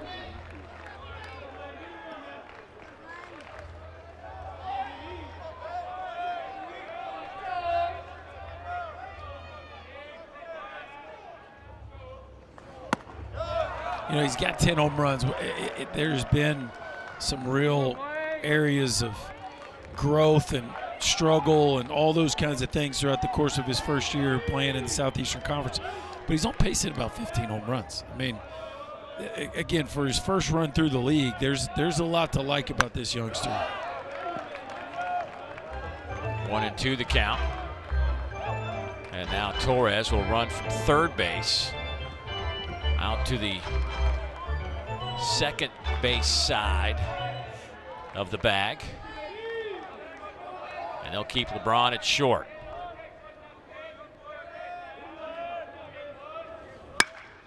Hit pretty hard in the air, and Neal will make the catch. Whoa, whoa. Ooh, that was a couple bobbles there. Interesting. You can laugh about it now. Brady Neal runs pretty good. I mean, he had to cover a decent amount of ground to get to that ball, and you don't get to see that part of his skill set when he's catching behind the plate. You see in the top left of your screen, don't forget tomorrow is a doubleheader. Some weather coming in on Saturday, so doubleheader to wrap up this series tomorrow beginning at 2:30 Eastern time here at Lindsey Nelson Stadium. Game 3, roughly 6:30 Eastern time. So that puts your Sunday starter on 2 days short rest. Oh yeah, that changes the dynamic.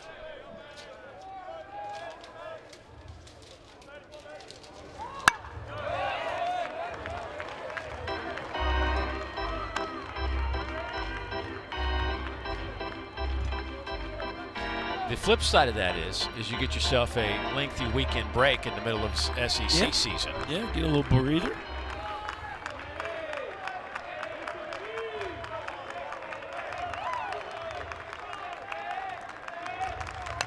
Out straight back. Well, listen, you and I are working together again Saturday down in Gainesville, and if that game goes nearly 4 hours, I'm going to say it's on you. You had 4+ on Tuesday. Yep. We're closing in on 4 here. Are we at 4 yet? We're not there yet? We're not there yet. We can get a It couple feels long like it. at-bats. It feels like. But we're not there yet. Manny Marin trying to keep it alive. Fouls that one straight back. He's behind 0-2. Really feel like this was a big step for Alabama. The way it had gone the last couple of weekends for this group. Yeah, no, that's no question. They offensively, especially, they swung the bats much better. And of course, Tennessee helped them out. Right, you give up that many free passes, and you're just asking to get beat. There have been 7 pitchers used. There have been 10 walks issued by Tennessee pitchers and 6 hit batters. Here's the 1-2. We'll do it again. Laid out Smokey there. Did you see that? Smokey took a fall. Oops. Been Hang in there, Smokey. Hang in there. Watch this. Been that kind of night for Tennessee. Watch this. Hey now. That's awesome. That one gets past Lim all the way to the backstop. Now it's 2-2.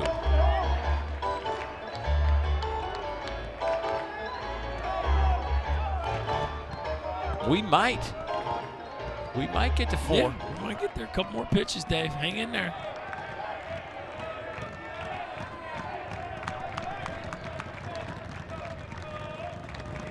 Hagan Banks, though, keeps it shy of 4 hours.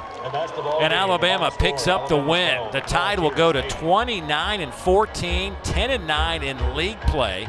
Tennessee will drop to 27-15, 8-11 in SEC play.